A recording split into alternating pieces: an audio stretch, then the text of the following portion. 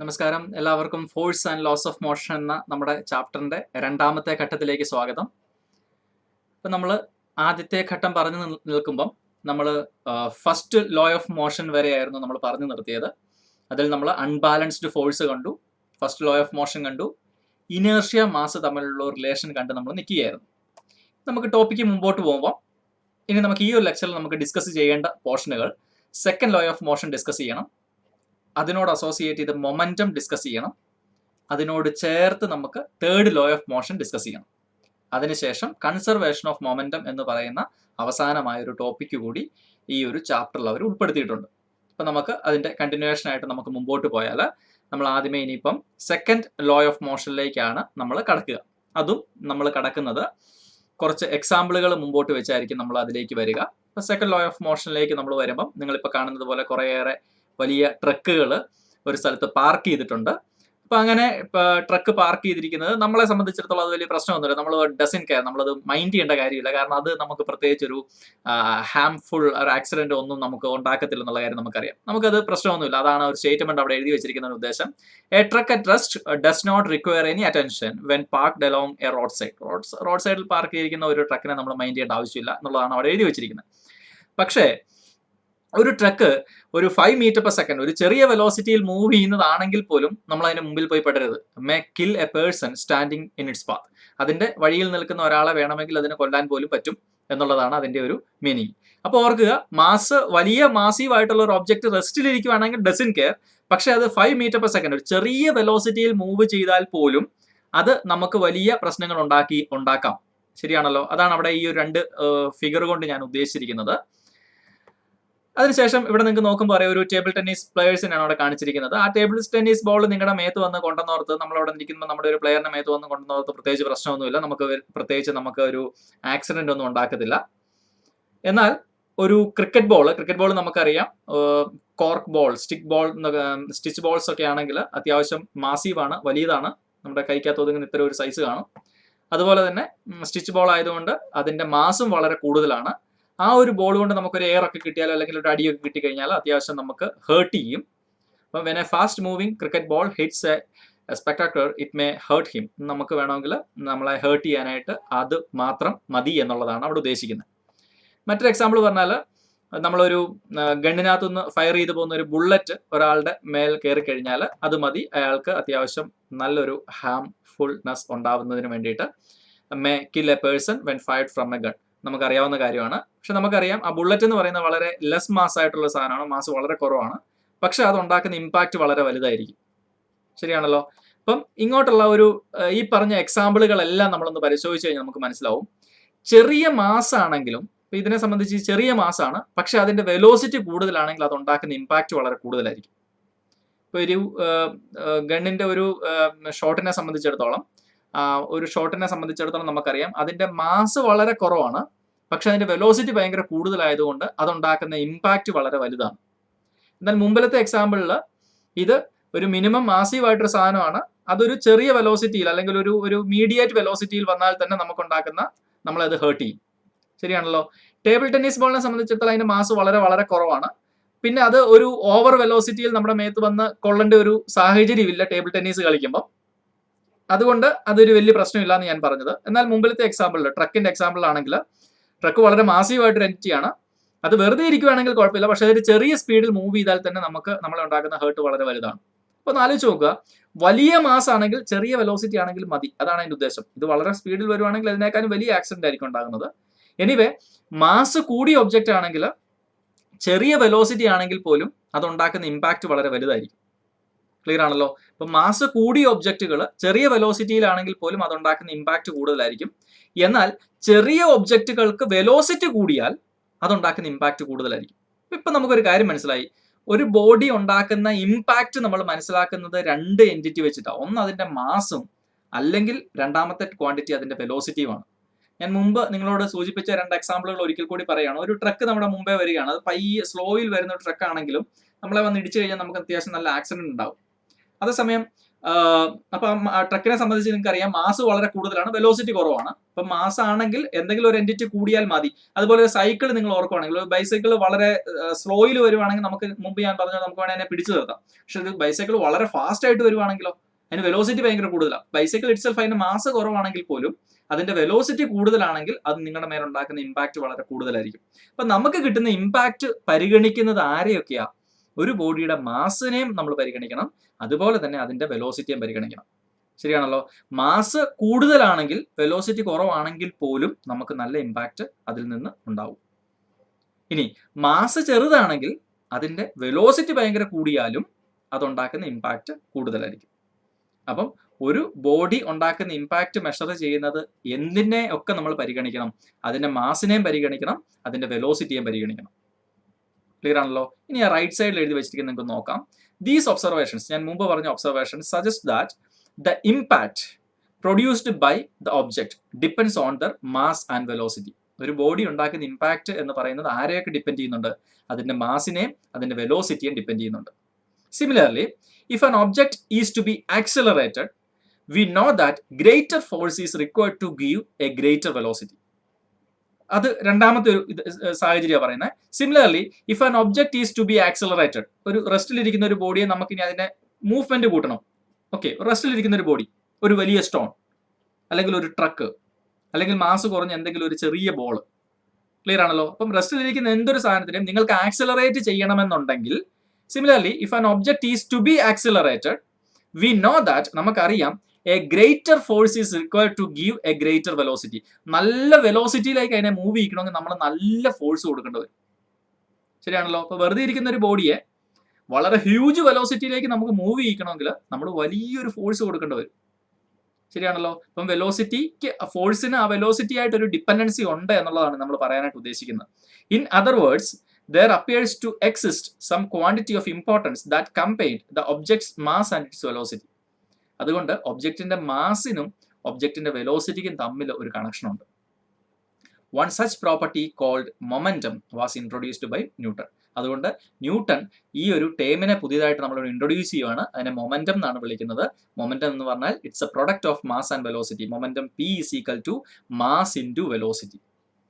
Momentum P is equal to mass into velocity. ഇപ്പൊ ഈ മാസിനും വെലോസിറ്റിയും തമ്മിലുള്ള ഈ ഒരു കണക്ഷനെ സൂചിപ്പിച്ചുകൊണ്ട് മൊമെന്റം എന്നൊരു ടേം ന്യൂട്ടൺ പുതിയതായിട്ട് ഇൻട്രൊഡ്യൂസ് ചെയ്തു വന്ന് ആ മൊമെന്റത്തിനെ നമ്മൾ ഡിഫൈൻ ചെയ്യുന്ന ഇതാണ്: it is a product of mass and velocity. മാസിനെ വെലോസിറ്റിയും കൂടെ മൾട്ടിപ്ലൈ ചെയ്യുന്ന ആ ഒരു ടേമിനെയാണ് നമ്മൾ മൊമെന്റം എന്ന് പറയുന്നത്. പിന്നെ പോലും നിങ്ങൾ ഇങ്ങനെ ആലോചിച്ചാൽ മതി, ഒരു ബോഡി നിങ്ങളുടെ മേത്ത് വരുന്ന ഇമ്പാക്ട് നോക്കാനായിട്ട് അവനെ ഇൻഡിപെൻഡന്റ് ആയിട്ട് മാസ് നോക്കണ്ട, വെലോസിറ്റി നോക്കണ്ട, പകരം നിങ്ങൾ മൊമെന്റം നോക്കിയാൽ മതി. ഞാൻ പറഞ്ഞ എക്സാമ്പിളുകൾ നിങ്ങൾ മുമ്പിലത്തെ നോക്കിയാൽ നമുക്കറിയാം. മുമ്പിലെ എക്സാമ്പിളുകളിലേക്ക് നമ്മൾ പോയി കഴിഞ്ഞാൽ ഈ കേസ് നമുക്കറിയാം അതിന്റെ മാസ് വളരെ കുറവാണ്, പക്ഷെ വെലോസിറ്റി കൂടുതലായതുകൊണ്ട് മൊമെന്റം കൂടുതലാണ്. Mass into velocity. മാസ് കുറവാണ്, പക്ഷെ വെലോസിറ്റി കറസ്പോണ്ടിങ് ആയിട്ട് കൂടുതലായതുകൊണ്ട് അവിടെ ഉണ്ടാക്കുന്ന ഇമ്പാക്ട് കൂടുതൽ. അതേസമയം ഒരു ബുള്ളറ്റ് എടുത്ത് നമ്മൾ ചുമ്മാ എറിഞ്ഞു എന്ന് ഓർത്ത് നമുക്ക് പ്രത്യേകിച്ച് പ്രശ്നമൊന്നും ഉണ്ടാവില്ല. കാരണം എറിയുമ്പോൾ അതിന് അത്ര വെലോസിറ്റി ഉള്ളൂ. അപ്പം മാസും കുറവോ വെലോസിറ്റിയും കുറവോ ഇമ്പാക്റ്റും കുറവായിരിക്കും. ശരിയാണല്ലോ? ഇപ്പം ഇതിന്റെ കേസിൽ മാസ് കുറവോ പക്ഷെ വെലോസിറ്റി കൂടുതലായതുകൊണ്ട് ഇമ്പാക്ട് കൂടുതലായിരിക്കും.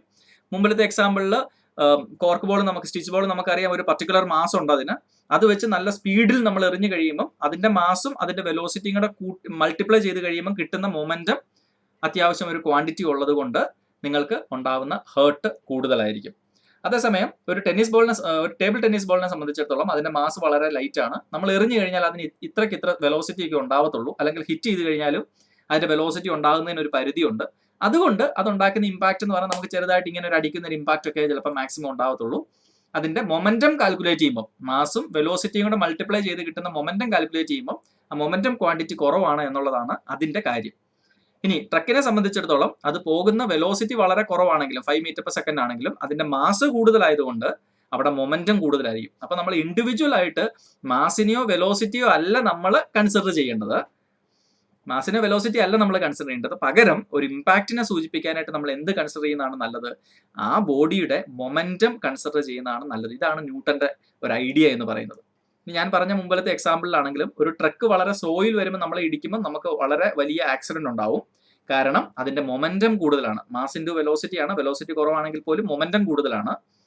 ഇനി ഒരു സൈക്കിളിനെ സംബന്ധിച്ചിടത്തോളം ബൈസിക്കിൾ വളരെ സ്ലോയിൽ വരുവാണെങ്കിൽ അതിന്റെ മാസ് ഇൻറ്റു വെലോസിറ്റി മൊമെന്റം കുറവാണെങ്കിൽ നമുക്ക് വലിയ പ്രശ്നമൊന്നും ഉണ്ടായിരിക്കത്തില്ല.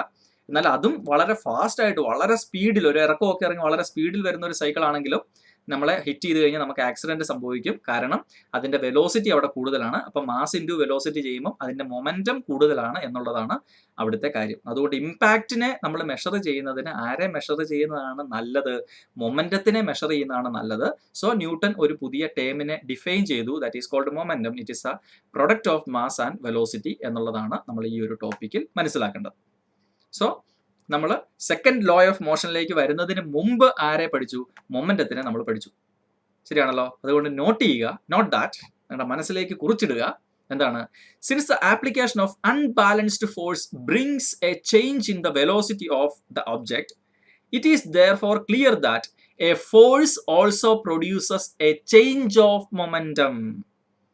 It is therefore clear that, ഞാൻ മുമ്പ് പറഞ്ഞ എക്സാമ്പിളിനകത്ത് നിങ്ങൾക്ക് അതുകൊണ്ട് ക്ലിയർ ആണ്, a force also produces a change of momentum. ഈ ടേം ഇവിടെ ഞാൻ പറയാനുള്ള കാര്യം, നമ്മൾ ആദ്യം ഡിസ്കസ് ചെയ്ത് ഈ ചാപ്റ്ററിന്റെ ആദ്യം ഡിസ്കസ് ചെയ്ത് ആരെ കുറിച്ചിട്ടാണ്? ഫോഴ്സിനെ കുറിച്ചിട്ടാണ്. ഫോഴ്സിനെ കുറിച്ച് നമ്മൾ എന്താ പറഞ്ഞേ? ബാലൻസ്ഡ് ആൻഡ് അൺബാലൻസ്ഡ് ഫോഴ്സിനെ കുറിച്ച് പറഞ്ഞു. എന്നിട്ട് നമ്മൾ പറഞ്ഞു ഒരു ബോഡിയിൽ ആക്ട് ചെയ്യുന്നത് ബാലൻസ്ഡ് ഫോഴ്സ് ആണെങ്കിൽ ആ ബോഡി മൂവ് ചെയ്യത്തില്ല. ഒരു ബോഡിയിൽ ആക്ട് ചെയ്യുന്നത് അൺബാലൻസ്ഡ് ഫോഴ്സ് ആണെങ്കിൽ ഏത് ഡയറക്ഷനിലാണോ ഫോഴ്സ് കൂടുതൽ ആ ഡയറക്ഷനിൽ ഈ ബോഡി മൂവ് ചെയ്യാൻ തുടങ്ങുന്ന പറഞ്ഞ ഒരു ഒബ്ജക്റ്റിന്റെ മോഷനെ കാണിക്കാൻ നമ്മൾ ആദ്യം ഫോഴ്സിനെ കുറിച്ച് പറഞ്ഞ് ആ മോഷനിലേക്ക് വരുമായിരുന്നു ചെയ്തത്. അങ്ങനെയായിരുന്നു ആ ഒരു ചാപ്റ്റർ വന്നത്. ശരിയാണല്ലോ? അപ്പൊ നമുക്ക് മനസ്സിലായത് തന്നെ, ഒരു ബോഡിക്ക് നമ്മൾ ഫോഴ്സ് കൊടുക്കുവാണെങ്കിൽ ആ ഫോഴ്സിന്റെ എഫക്റ്റ് കാരണം ഒരു ബോഡി മോഷനിലേക്ക് വരും എന്നുള്ള കാര്യം നമുക്ക് മനസ്സിലായി. ഇപ്പൊ നമുക്ക് മനസ്സിലായത് തന്നെ, ഒരു ബോഡി മോഷനിലേക്ക് വരുമ്പോൾ എന്താ അതിന് ചേഞ്ച് ചെയ്യുന്നത്? അതിന്റെ വെലോസിറ്റിക്ക് വരുന്ന മാറ്റം.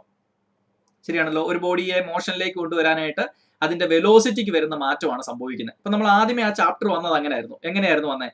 ഒരു ബോഡിക്ക് നമ്മൾ ഒരു അൺബാലൻസ്ഡ് ഫോഴ്സ് കൊടുക്കുവാണെങ്കിൽ അതിനെ നമുക്ക് മൂവ് ചെയ്യിക്കാൻ പറ്റും. മൂവ് ചെയ്യുമ്പോൾ അതിനൊരു വെലോസിറ്റി കിട്ടും, അതിനൊരു സ്പീഡിലേക്കാണ് വരുന്നത്. വെറുതെ ഇരിക്കുന്ന ഒരു ബോഡിയെ നമ്മൾ ഇങ്ങനെ മൂവ് ചെയ്യിച്ചുകൊണ്ടിരുന്നു കഴിഞ്ഞാൽ അതൊരു പുതിയ വെലോസിറ്റിയിലേക്ക് അത് വരും. ശരിയാണല്ലോ? അപ്പൊ അതിന്റെ വെലോസിറ്റി ചേഞ്ച് ചെയ്യുക എന്നുള്ളതായിരുന്നു. ഒരു ബോഡിയെ മോഷനിലാക്കുക എന്ന് പറഞ്ഞാൽ അതിന്റെ വെലോസിറ്റി ചേഞ്ച് ചെയ്യുക എന്നുള്ളത്. അതുപോലെ തന്നെ ഒരു എപ്പോഴും മൂവ് ചെയ്തുകൊണ്ടിരിക്കുന്ന ഒരു ബോഡിയെ നിർത്തണമെങ്കിൽ നമ്മൾ എന്ത് ചെയ്യണം? ഒരു ഫോഴ്സ് കൊടുക്കണം. നമ്മുടെ ഫസ്റ്റ് ലോ ഓഫ് മോഷൻ അതാണല്ലോ.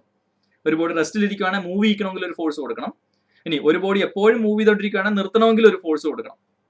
ഓക്കെ, അപ്പം നമ്മുടെ ഫസ്റ്റ് ലോ ഓഫ് മോഷൻ എന്താണ് പറഞ്ഞത്? ഒരു ബോഡിക്ക് റെസ്റ്റിലിരിക്കുകയാണ്, റെസ്റ്റിലിരിക്കാനാണ് താല്പര്യം. മൂവ് ചെയ്യാനാണെങ്കിൽ മൂവ് ചെയ്യാനാണ് താല്പര്യം, unless an external force is applied on it. എപ്പോ വരെയാ? ഒരു ബോഡിക്ക് വെറുതെ ഇരിക്കുകയാണെങ്കിൽ വെറുതെ ഇരിക്കാനാണ് ഇഷ്ടം, മൂവ് ചെയ്യാനാണ് ഇഷ്ടം. എപ്പോ വരെ? നമ്മളൊരു ഫോഴ്സ് കൊടുക്കുന്നിടം വരെ. ശരിയാണല്ലോ? അപ്പൊ ആ ഫോഴ്സിനെ നമ്മൾ എന്തുമായിട്ട് ആദ്യം കണക്ട് ചെയ്യുന്നത്? ഒരു ബോഡിയെ മൂവ് ചെയ്യണോ മൂവ് ചെയ്യണ്ടോ എന്ന് തീരുമാനിക്കുക എന്നുള്ളതാണ്. അത് അതിന്റെ വെലോസിറ്റിയുടെ ടേമാണ്. ശരിയാണല്ലോ? അതിനുശേഷം നമ്മൾ ആരെ വെച്ച് രണ്ടാമത് കണക്ട് ചെയ്യാൻ നോക്കി? അതിന്റെ ഇനേർഷ്യ എന്ന് പറഞ്ഞൊരു സാധനത്തിനെ പറയുന്നു. അപ്പൊ നമ്മൾ ഇനേർഷ്യയും മാസും തമ്മിലൊരു കണക്ഷൻ ഉണ്ട്. അപ്പൊ ഒരു ബോഡിക്ക് മാസ് കൂടുതലാണെങ്കിൽ അവനെ മൂവ് ചെയ്യിക്കാൻ പാടാണ്. ശരിയാണല്ലോ? മാസ് കുറവാണ് ഈസി ആയിട്ട് മൂവ് ചെയ്യിക്കാം. അതുപോലെ മൂവ് ചെയ്ത് വരുന്ന ഒരു ബോഡിയെ മാസ് കൂടുതലാണ് സ്റ്റോപ്പ് ചെയ്യാൻ പാടാം. അപ്പൊ നമ്മൾ ആദ്യമേ രണ്ടാമത് ആരെയായിട്ട് കണക്ട് ചെയ്യാനാണ് ഈ ചാപ്റ്ററിൽ ശ്രദ്ധിച്ചുകൊണ്ടിരുന്നത്? മാസിനെ കണക്ട് ചെയ്യാനായിട്ടാണ്. എന്നിട്ട് ഇപ്പൊ നമ്മൾ ഈ ടോപ്പിക്കിൽ പറയുന്നത് എന്താ? ശരിക്കും വെലോസിറ്റിയും മാസും ഇതിനകത്ത് ഈക്വൽ റോള് പ്ലേ ചെയ്യുന്നുണ്ട്. അതുകൊണ്ട് നമ്മൾ മാസിനെയും വെലോസിറ്റിയെയും നമ്മൾ ഇത്തരത്തിലുള്ള മോഷനുകളിൽ രണ്ട് ഡിഫറെന്റ് എൻറ്റിറ്റി ആയിട്ട് കാണുന്നതിന് പകരം ഒറ്റ എൻറ്റിറ്റി ആയിട്ട് കണ്ടാൽ മതി. അപ്പൊ നമ്മൾ ഫോഴ്സ് കൊടുക്കുവാണെങ്കിൽ എന്താ ശരിക്കും മാറുന്നത്? വെലോസിറ്റി മാത്രം മാറുന്നു എന്ന് കൺസിഡർ ചെയ്യേണ്ട കാര്യമില്ല. മൊത്തത്തിലുള്ള ചേഞ്ച് എന്തിനാ വരുന്നത്? മൊമെന്റത്തിന്റെ ചേഞ്ച് എന്ന് പറയുന്നതാണ് കൃത്യം എന്നുള്ള ഒരു ഐഡിയയിലേക്കാണ് നമ്മൾ വന്നത്. ശരിയാണല്ലോ? അപ്പൊ നമ്മൾ ഇതുവരെ പഠിച്ച കാര്യങ്ങളെ ഒന്ന് കണക്ട് ചെയ്യാൻ നോക്കി. നമ്മൾ ആദ്യത്തെ ലെക്ചറിന്റെ ആ പകുതി വരെ പറഞ്ഞുകൊണ്ടിരുന്നത് ഫോഴ്സ് കാരണം ഒരു ബോഡിയുടെ മോഷൻ സംഭവിക്കുന്ന അതിന്റെ വെലോസിറ്റിക്ക് ചേഞ്ച് വരുന്നു എന്നുള്ളതാണ്. രണ്ടാമത്തെ ഒരു പോർഷൻ നമ്മൾ പറഞ്ഞത് ഇനേർഷ്യ ആൻഡ് മാസ്. നമ്മൾക്ക് ഒരു ബോഡിയെ മൂവ് ചെയ്യിക്കണമെങ്കിൽ അവന്റെ എന്തുകൂടി കൺസിഡർ ചെയ്യണം? ആ ഇനേർഷ്യ നമുക്ക് കൊടുക്കണമെങ്കിൽ ഇനേർഷ്യയും മാസും തമ്മിൽ കണക്ഷൻ ഉണ്ട്. മാസ് കൂടിയ ബോഡിക്ക് ഇനേർഷ്യ കൂടുതലും, മാസ് കുറഞ്ഞ ബോഡിക്ക് ഇനേർഷ്യ കൂടുതലും. രണ്ടാമത്തെ ഒരു ക്വാണ്ടിറ്റി നമ്മൾ മാസും ഇനേർഷ്യയും തമ്മിലായിരുന്നു പറഞ്ഞുകൊണ്ടിരുന്നത്. കഴിഞ്ഞ ലെക്ചറിനെ കുറിച്ച് നമ്മൾ പറയുന്നത്. ഇപ്പൊ ഈ ലെക്ചറിലേക്ക് കയറിയപ്പോൾ നമ്മൾ പറയുന്നത് എന്നാ? ഈ മാസും വെലോസിറ്റിയും ഇന്റർ കണക്റ്റഡ് ആണ്. അതുകൊണ്ട് നമ്മൾ ഇനി മുതൽ ആരെ കുറിച്ച് പറഞ്ഞാൽ മതി? മൊമെന്റത്തിനെ കുറിച്ചാണ് പറയേണ്ടത്. ഇപ്പൊ നമ്മളൊരു ഫോഴ്സ് കൊടുക്കുന്നത് എന്തിനെയാ ചേഞ്ച് ചെയ്യുന്നത്? വെലോസിറ്റിയെ ചേഞ്ച് ചെയ്യുന്നത് തന്നെ പറയേണ്ടതേ. എങ്ങനെ പറയാം? മൊമെന്റത്തിനെ ഇറ്റ്സെൽഫ് ചേഞ്ച് ചെയ്യുന്നത് പറയാം. വളരെ ഇമ്പോർട്ടന്റ് ആണ്. നോക്കിയേ. It is therefore clear that a force, നമ്മൾ ഒരു ബോഡിയിൽ കൊടുക്കുന്ന force also produces A change of momentum. അത് ശരിക്കും എന്താ ചെയ്യുന്നത്? അതിന്റെ മൊമെന്റത്തിനെ ചേഞ്ച് ചെയ്യുവാണ് ചെയ്യുന്നത് എന്ന് നമുക്ക് കൺക്ലൂഡ് ചെയ്യാം. ക്ലിയർ ആണല്ലോ? ടോപ്പിക്കിലേക്ക് എത്തിയെന്ന് ഞാൻ വിചാരിക്കുന്നു, മനസ്സിലായെന്ന് വിചാരിക്കുന്നു. അങ്ങനെയാണെങ്കിൽ മറ്റൊരു എക്സാമ്പിൾ നമ്മളിപ്പോൾ പറഞ്ഞു, നമ്മൾ കൊടുക്കുന്ന ഫോഴ്സ് എന്തിനെയാണ് ചേഞ്ച് ചെയ്യുന്നത്? മൊമെന്റത്തിനെയാണ് ചേഞ്ച് ചെയ്യുന്നത്. ഓക്കെ, ഫൈൻ, നല്ല കാര്യം, നല്ലൊരു ഐഡിയയിലേക്ക് നമ്മൾ വരുന്നത്. അങ്ങനെയാണെങ്കിൽ ഇപ്പോൾ ഇവിടെ കാണിച്ചിരിക്കുന്ന എക്സാമ്പിൾ, നമ്മൾ ഒരു കാർ ബ്രേക്ക് ഡൗൺ ആകുമ്പം കാർ നമ്മൾ പുറകിൽ നിന്ന് പുഷ് ചെയ്യുന്നതാണ് കാണിക്കുന്നത്. നമുക്ക് 2 പേര് പുഷ് ചെയ്യുന്നതാണ് അവിടെ കാണിക്കുന്ന ആ ഒരു ഫിഗറിൽ. ഇനി നിങ്ങളൊന്ന് ഇമാജിൻ ചെയ്യുക, ഒരു കാർ ബ്രേക്ക് ഡൗൺ ആയിട്ട് കിടക്കുകയാണ്. നമ്മൾ പുഷ് ചെയ്ത് ഇതിനെ സ്റ്റാർട്ട് ചെയ്യാനായിട്ട് ട്രൈ ചെയ്യുക. നമ്മൾ 2-3 പേര് ഓടി വന്നിട്ട് ആ കാറിനിട്ട് ഒറ്റ പുഷ് കൊടുത്തു, ഒറ്റ ഫോഴ്സ് കൊടുത്തു. അത് മൂവ് ചെയ്യുമോ? അത് നമ്മൾ സാധാരണ ചെയ്യുന്നത്, നമ്മൾ അവിടെ നിന്ന് അവത്തെ പിടിച്ച് ഒരു അല്പനേരം, ഒരു 10 സെക്കൻഡോ 15 സെക്കൻഡോ 20 സെക്കൻഡോ കണ്ടിന്യൂസ് അതേ ഫോഴ്സ് കൊടുത്തുകൊണ്ടിരിക്കുന്നു. ഏതാണ് എഫക്റ്റീവ്? നമ്മൾ എല്ലാവരും കൂടെ ഓടി വന്നിട്ട് ഒരൊറ്റ പുഷ് കൊടുത്തു, ഒറ്റ ഫോഴ്സ്, നല്ല ഫോഴ്സ്, ഹൈ ഫോഴ്സ്. പക്ഷെ നമുക്കറിയാം ആ ബോഡി അവിടെ നിന്ന് അനങ്ങാൻ പോകുന്നില്ല. ചിലപ്പോൾ ഒന്ന് കുലുങ്ങുമായിരിക്കും, അല്ലാതെ അത് മൂവ് ചെയ്യത്തില്ല. പക്ഷെ നമ്മൾ മൂവ് ചെയ്യണമെങ്കിൽ നമ്മൾ എന്ത് ചെയ്യണം? നമ്മൾ കണ്ടിന്യൂസ് ആയിട്ട് കുറച്ച് സമയത്തേക്ക് ഫോഴ്സ് കൊടുക്കണം. അപ്പം നമ്മൾ ഒരു ബോഡിയുടെ മൊമെന്റം ചേഞ്ച് ചെയ്യാനായിട്ട് കൊടുക്കുന്ന ഫോഴ്സ് എത്ര സമയം കൊടുക്കുന്നു എന്നുള്ളതിലും കാര്യമുണ്ട്. ഇമ്പോർട്ടൻ്റാ. നല്ലൊരു എക്സാമ്പിൾ ആയത്, ശരിയാണല്ലോ. ഒരു ബോഡിയെ നമ്മൾ വന്നിട്ട് ഒറ്റ പുഷ് ചെയ്തു, ഒരു ചെറിയ ഒരു ഫ്രാക്ഷൻ ഓഫ് ടൈമേ നമ്മൾ ആ ഒരു ഫോഴ്സ് കൊടുത്തുള്ളൂ. പക്ഷെ ആ ബോഡി മൂവ് ചെയ്യണം എന്നില്ല. എന്നാൽ നമ്മൾ ഒരു ഫോഴ്സ് കണ്ടിന്യൂസ് ആയിട്ട് കുറച്ച് സമയത്തേക്ക്, ഒരു 30 സെക്കൻഡ് നേരത്തേക്ക് ഇങ്ങനെ കൊടുത്തുകൊണ്ടിരുന്ന വണ്ടി നല്ലപോലെ മൂവ് ചെയ്യാൻ തുടങ്ങും. നമുക്ക് വേണമെങ്കിൽ അത് സ്റ്റാർട്ടാക്കി നമുക്ക് പോവുകയും ചെയ്യാം. അപ്പോൾ നമുക്കറിയാം നമ്മൾ കൊടുക്കുന്ന ഫോഴ്സ് അതിൻ്റെ ചേഞ്ചിങ് മൊമെന്റം ചേഞ്ച് ചെയ്യുകയാണ് ചെയ്യുന്നത്. പക്ഷെ നമ്മൾ എത്ര നേരം കൊടുക്കുന്നു, എത്ര സമയം കൊടുക്കുന്നു എന്നുള്ളതിൽ അവിടെ ഒരു ടൈമിനൊരു ഡിപ്പെൻഡൻസി ഉണ്ടെന്നുള്ള കാര്യം നമുക്ക് മനസ്സിലായി. ഞാൻ സ്റ്റേറ്റ്മെന്റ് ഒന്ന് വായിച്ചു നോക്കിയേ. If 1 or 2 persons give a sudden push, പെട്ടെന്ന് പോയി പുഷ് ചെയ്യുക, to it hardly start, ഇത് സ്റ്റാർട്ട് ചെയ്യാനായിട്ട് ബുദ്ധിമുട്ടാണ്. But a continuous push over some time results in a gradual acceleration of the car to this speed. പക്ഷെ നമ്മൾ ഒരു gradual ആയിട്ട് കുറച്ചു നേരം ഇത് കൊടുക്കുകയാണെങ്കിൽ അതൊരു സ്പീഡ് അറ്റൈൻ ചെയ്യാനായിട്ട് കാരണമാകും. It means that the change of momentum of the car is not only determined by the magnitude of the force but also by the time during which the force is exerted. നമ്മൾ എത്ര force കൊടുത്തു എന്നുള്ളതിനേക്കാളും നമ്മൾ കൊടുത്ത force എത്ര നേരം കൊടുത്തു എന്നുള്ളതിന് കൂടി അവിടെ ഒരു ഡിപ്പെൻഡൻസി ഉണ്ട് ഒരു ബോഡി മൂവ് ചെയ്യുന്നതിന്. മനസ്സിലാക്കാൻ പറ്റിയ ഒരു നല്ല എക്സാമ്പിൾ ആണ്. അതുകൊണ്ട് നമ്മൾ കൊടുക്കുന്ന ഫോഴ്സ്, ഞാൻ പറഞ്ഞ സ്റ്റേറ്റ്മെന്റ് അത് തന്നെ ഞാൻ ആവർത്തിക്കുന്നു, നമ്മൾ കൊടുത്ത ഫോഴ്സ് എത്ര ഫോഴ്സ് കൊടുത്തു ചേഞ്ച് ഇൻ മൊമെന്റം സംഭവിക്കാൻ എന്നുള്ളതല്ല, എത്ര ഫോഴ്സ് എത്ര നേരം കൊടുത്തു ചേഞ്ച് ഇൻ മൊമെന്റം സംഭവിക്കാൻ എന്നുള്ളത് പറയുന്നതാണ് കൃത്യമായിട്ടൊരു കാര്യം. അതുകൊണ്ട് ഞാൻ സെക്കൻഡ് ലോ ഓഫ് മോഷനിലേക്ക് വരികയാണ്. ചലനത്തിന്റെ രണ്ടാമത്തെ നിയമത്തിലോട്ട് വരുന്ന ഇങ്ങനെയാണ്. The second law of motion States that the rate of change of momentum, ഞാൻ മുമ്പ് പറഞ്ഞത് ചേഞ്ച് ഓഫ് മൊമെന്റം മാത്രമേ ഉള്ളൂ. നോക്കിയേ, the force also produces A change of momentum change ചെയ്യുന്നേ പറഞ്ഞുള്ളൂ. പക്ഷെ ഇപ്പം ഞാൻ സ്റ്റേറ്റ്മെന്റ് ഞാനിന്നോട് മോഡിഫൈ ചെയ്തു. എങ്ങനെ മോഡിഫൈ ചെയ്യുന്നത്? The rate of change of momentum, അതായത് ഇത്ര സമയം കൊണ്ട് മൊമെന്റത്തിന് വന്ന ചേഞ്ച്. ശരിയാണല്ലോ. നമ്മുടെ മുമ്പിലത്തെ എക്സാമ്പിൾ അതാ നമ്മൾ പറഞ്ഞത്. നമ്മൾ പെട്ടെന്ന് വന്നിട്ട് ഒരൊറ്റ ഫോഴ്സ് കൊടുത്തെന്ന് പറഞ്ഞതിനകത്ത് കാര്യമില്ല, എത്ര സമയം കൊണ്ട് ഫോഴ്സ് കൊടുത്തെന്ന് പറയുന്നതിനകത്താണ് കാര്യം.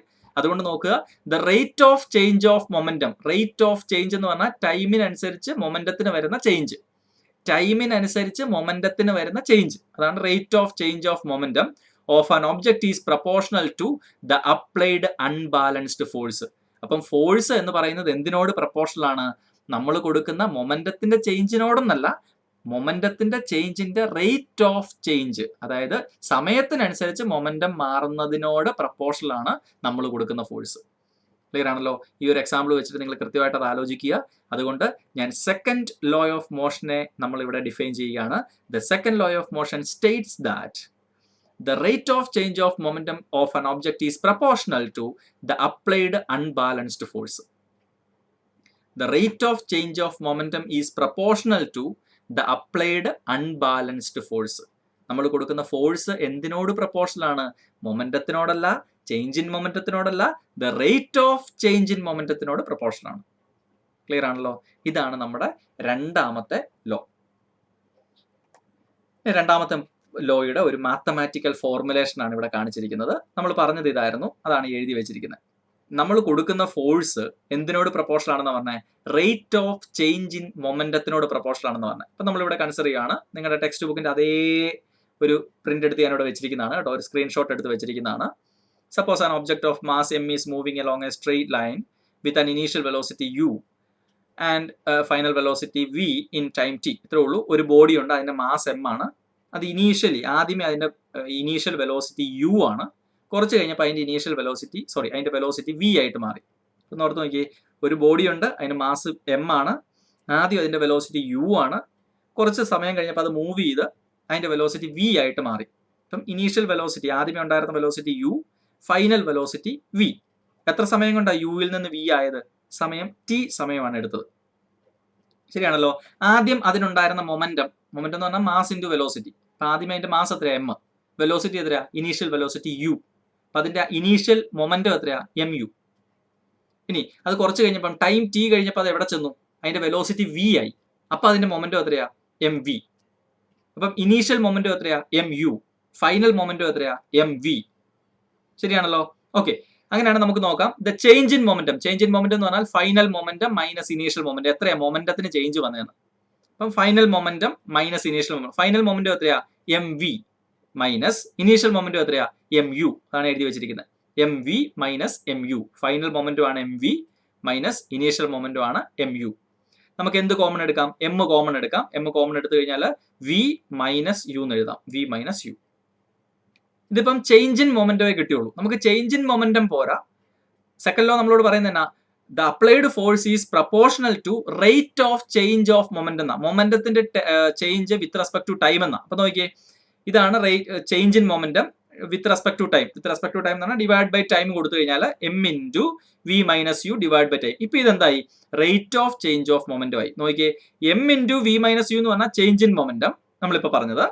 ഡിവൈഡഡ് ബൈ ടൈം കൊടുത്തു കഴിഞ്ഞാൽ it is with respect to time, the rate of change of momentum എന്നുള്ള സാധനമായി. Rate of change of momentum എന്നാ?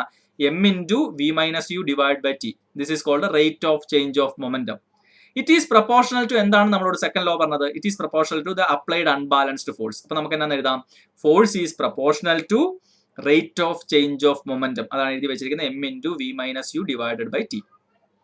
ശരിയാണല്ലോ. ഇനി ഇവിടെ പ്രപ്പോർഷണാലിറ്റി സിമ്പൽ മാറ്റി നിങ്ങൾക്ക് കോൺസ്റ്റന്റ് ഒരു ഈക്വൽ ടു സൈൻ ഇടണമെങ്കിൽ, ഇവിടെ ഈ പ്രപ്പോർഷണാലിറ്റി സൈൻ മാറ്റിയിട്ട് ഇങ്ങനെ ഈക്വൽ ടു സൈൻ ഇടണമെങ്കിൽ ഒരു കോൺസ്റ്റന്റ് വെച്ച് മൾട്ടിപ്ലൈ ചെയ്യണം. ആ കോൺസ്റ്റന്റ് ആണ് k. അപ്പൊ നിങ്ങൾക്ക് എഴുതി വെക്കാം, f is equal to that constant k into m into v minus U divide by t എന്ന് കൊടുക്കാം. ഇവിടെ നിങ്ങൾക്ക് ഈ ഒരു ഫൈനൽ ടേമിനെ മാത്രം നോക്കിയാൽ അറിയാം. v minus U divide by t. v minus U എന്ന് പറഞ്ഞാൽ ചേഞ്ച് ഇൻ വെലോസിറ്റി, വെലോസിറ്റിയുടെ ചേഞ്ച്. v എന്ന് പറഞ്ഞാൽ ഫൈനൽ വെലോസിറ്റി, u എന്ന് പറഞ്ഞാൽ initial velocity. v minus U എന്ന് പറഞ്ഞാൽ വെലോസിറ്റിയുടെ ചേഞ്ച് ഡിവൈഡഡ് ബൈ ടൈം. അപ്പം വെലോസിറ്റിയുടെ change with respect to time എന്ന് പറഞ്ഞാൽ അതിനെയാണ് നമ്മൾ ആക്സിലറേഷൻ എന്ന് വിളിക്കുന്നത്. ഒരുപക്ഷെ നിങ്ങൾ പഠിച്ചിട്ടുണ്ട്, അല്ലെങ്കിൽ നിങ്ങൾ മോഷൻ എന്നുള്ള ചാപ്റ്ററിൽ പഠിക്കേണ്ടതാണ്. നമ്മൾ ഏതായാലും അതിനെക്കുറിച്ച് ഡിസ്കസ് ചെയ്തില്ല. അപ്പം നിങ്ങൾ പഠിച്ചിട്ടുണ്ടെന്ന് ഞാൻ കരുതുന്നു. ഇൻ കേസ് നിങ്ങൾ ഈ ഒരു പോർഷൻ നിങ്ങൾ ഡിസ്കസ് ചെയ്തില്ലെങ്കിൽ നമുക്ക് പിന്നീട് പഠിക്കാം. Change in velocity divided by time, അതിനെ നമ്മൾ ആക്സിലറേഷൻ എന്നാണ് വിളിക്കുന്നത്. ഞാൻ എക്സ്പെക്ട് ചെയ്യുന്നത് നിങ്ങൾ സ്കൂളിൽ അത് പഠിച്ചെന്നാണ്, കാരണം പഠിക്കാതെ ഒരിക്കലും ഈ ഒരു ചാപ്റ്ററിലേക്ക് വരില്ല. ഇപ്പം v minus U divide by t എന്ന് പറഞ്ഞാൽ change in velocity with respect to time ആണ്. അതിനെ നമ്മൾ വിളിക്കുന്നത് ആക്സിലറേഷൻ എന്നാണ്. അപ്പം ഇത്രയും സാധനത്തിനെ നമുക്ക് ആക്സിലറേഷൻ എന്ന് വിളിക്കാം. അതുകൊണ്ട് മാസ് ഇൻറ്റു ആക്സിലറേഷൻ എന്ന് കിട്ടും. So force is equal to some constant k into mass into acceleration എന്നാണ് കിട്ടിയത്. Suppose k is equal to 1 എന്നൊരു പ്രൊപ്പോർഷണാലിറ്റി കോൺസ്റ്റന്റ് ആണ്, 1 എന്നൊരു വാല്യൂ ആണെങ്കിൽ നമുക്ക് ഫോഴ്സിന് ഇക്വേഷൻ കിട്ടുന്നത് തന്നെ force F is equal to m into a എന്ന് കിട്ടും, മാസ് ഇൻറ്റു ആക്സിലറേഷൻ. അപ്പം നമ്മൾ ഫോഴ്സിന് ഒരു മാത്തമാറ്റിക്കൽ എക്സ്പ്രഷൻ നമ്മൾ എഴുതി ഉണ്ടാക്കിയിരിക്കുകയാണ്. F is equal to m into acceleration. F is equal to mass into acceleration.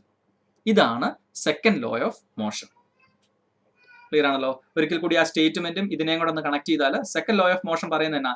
The rate of change of momentum, the rate of change of momentum, മൊമെന്റത്തിന്റെ rate of change is proportional to unbalanced force. Force എന്നാ പറഞ്ഞത്. ശരിയാണല്ലോ. ഇനി ആ rate of change of മൊമെന്റത്തിനെയാണ് നമ്മൾ പറഞ്ഞത് rate of change of momentum with respect to time. ടൈമിനനുസരിച്ച് മൊമെന്റത്തിന്റെ ചേഞ്ച്. മൊമെന്റം എന്ന് പറഞ്ഞ ക്വാണ്ടിറ്റി എന്നാ? Mass into velocity. മൊമെന്റം എന്ന് പറഞ്ഞാൽ മാസ് ഇൻറ്റു വെലോസിറ്റി. ടൈമിനനുസരിച്ച് മാസും വെലോസിറ്റി മാറുന്നത്. ഒരു കാര്യം ഓർക്കുക, ഒരു ബോഡിയുടെ മാസ് ഒരിക്കലും മാറുന്നില്ല. ഒരു ബോഡിയുടെ മാസ് നോർമലി ചെറിയ വെലോസിറ്റിയിലൊക്കെ എപ്പോഴും കോൺസ്റ്റന്റ് ആണ്. മാസിനെ നമ്മൾ എപ്പോഴും ഒരു കോൺസ്റ്റന്റ് എൻറ്റിറ്റി ആയിട്ടാണ് കൺസിഡർ ചെയ്യുന്നത്. സോ മാസ് മാറുന്നില്ല. അപ്പം rate of change of momentum എന്ന് പറഞ്ഞാൽ ആരാ മാറുന്നത്? ഒരു ബോഡിയുടെ വെലോസിറ്റിയാണ് മാറുന്നത്. ഒരു ബോഡിയുടെ വെലോസിറ്റി ടൈമിനനുസരിച്ച് മാറുന്നതിനെയാണ് നമ്മൾ എന്തെന്ന് വിളിക്കുന്നത്? ആക്സിലറേഷൻ എന്ന് വിളിക്കുന്നത്. അപ്പൊ മാസ് ഇൻറ്റു ആക്സിലറേഷൻ, അത് തന്നെയാണ് നിങ്ങൾക്ക് ഇവിടെ കിട്ടിയിരിക്കുന്നത്. ഓക്കെ, ഫൈനലി കിട്ടിയിരിക്കുന്നത് force is equal to mass into acceleration എന്ന് തന്നെയാണ് കിട്ടിയിരിക്കുന്നത്. ശരിയാണല്ലോ? അപ്പം ഈ എഴുതി വെക്കുന്ന സ്റ്റേറ്റ്മെന്റ് നിങ്ങളുടെ മനസ്സിലോട്ട് വരുമ്പം തന്നെ എന്തൊക്കെ കാര്യങ്ങൾ വരണം എന്നൊന്ന് ആലോചിച്ച് നോക്കിയേ. The second law of motion States that the rate of change of momentum is proportional to force. അപ്പോൾ ഓർക്കുക, rate of change of momentum. എന്താണ് rate of change of momentum? എന്താണ് മൊമെന്റം? Mass into velocity. എന്താണ് mass into velocity? ഇവരുടെ change എന്താണ്? അപ്പൊ മാസിന് change വരത്തില്ല, അപ്പൊ മാസ് അങ്ങനെ തന്നെയുണ്ട്. പിന്നെ ചേഞ്ച് വരുന്ന ആരാ? വെലോസിറ്റിക്കാണ് ചേഞ്ച് വരുന്നത്. വെലോസിറ്റിയുടെ ചേഞ്ച് വിത്ത് റെസ്പെക്ട് ടു ടൈമിനെയാണ് നമ്മൾ ആക്സിലറേഷൻ എന്ന് വിളിക്കുന്നത്. അപ്പൊ ഇത് ആക്സിലറേഷനാണ്. അപ്പൊ മാസ് ഇൻറ്റു ആക്സിലറേഷൻ. ഇപ്പൊ force is equal to mass into acceleration. Force F is equal to mass into acceleration. അത് തന്നെയാണ് ഈ പറഞ്ഞ സ്റ്റേറ്റ്മെന്റും. ഇപ്പൊ നിങ്ങൾ സ്ക്രീനിൽ കാണുന്ന സ്റ്റേറ്റ്മെന്റും F is equal to M into A എന്ന് പറയുന്നത് ഒന്ന് തന്നെയാണ്. ശരിയാണല്ലോ? സ്ക്രീനിൽ കാണുന്ന സ്റ്റേറ്റ്മെന്റ് എന്നാ?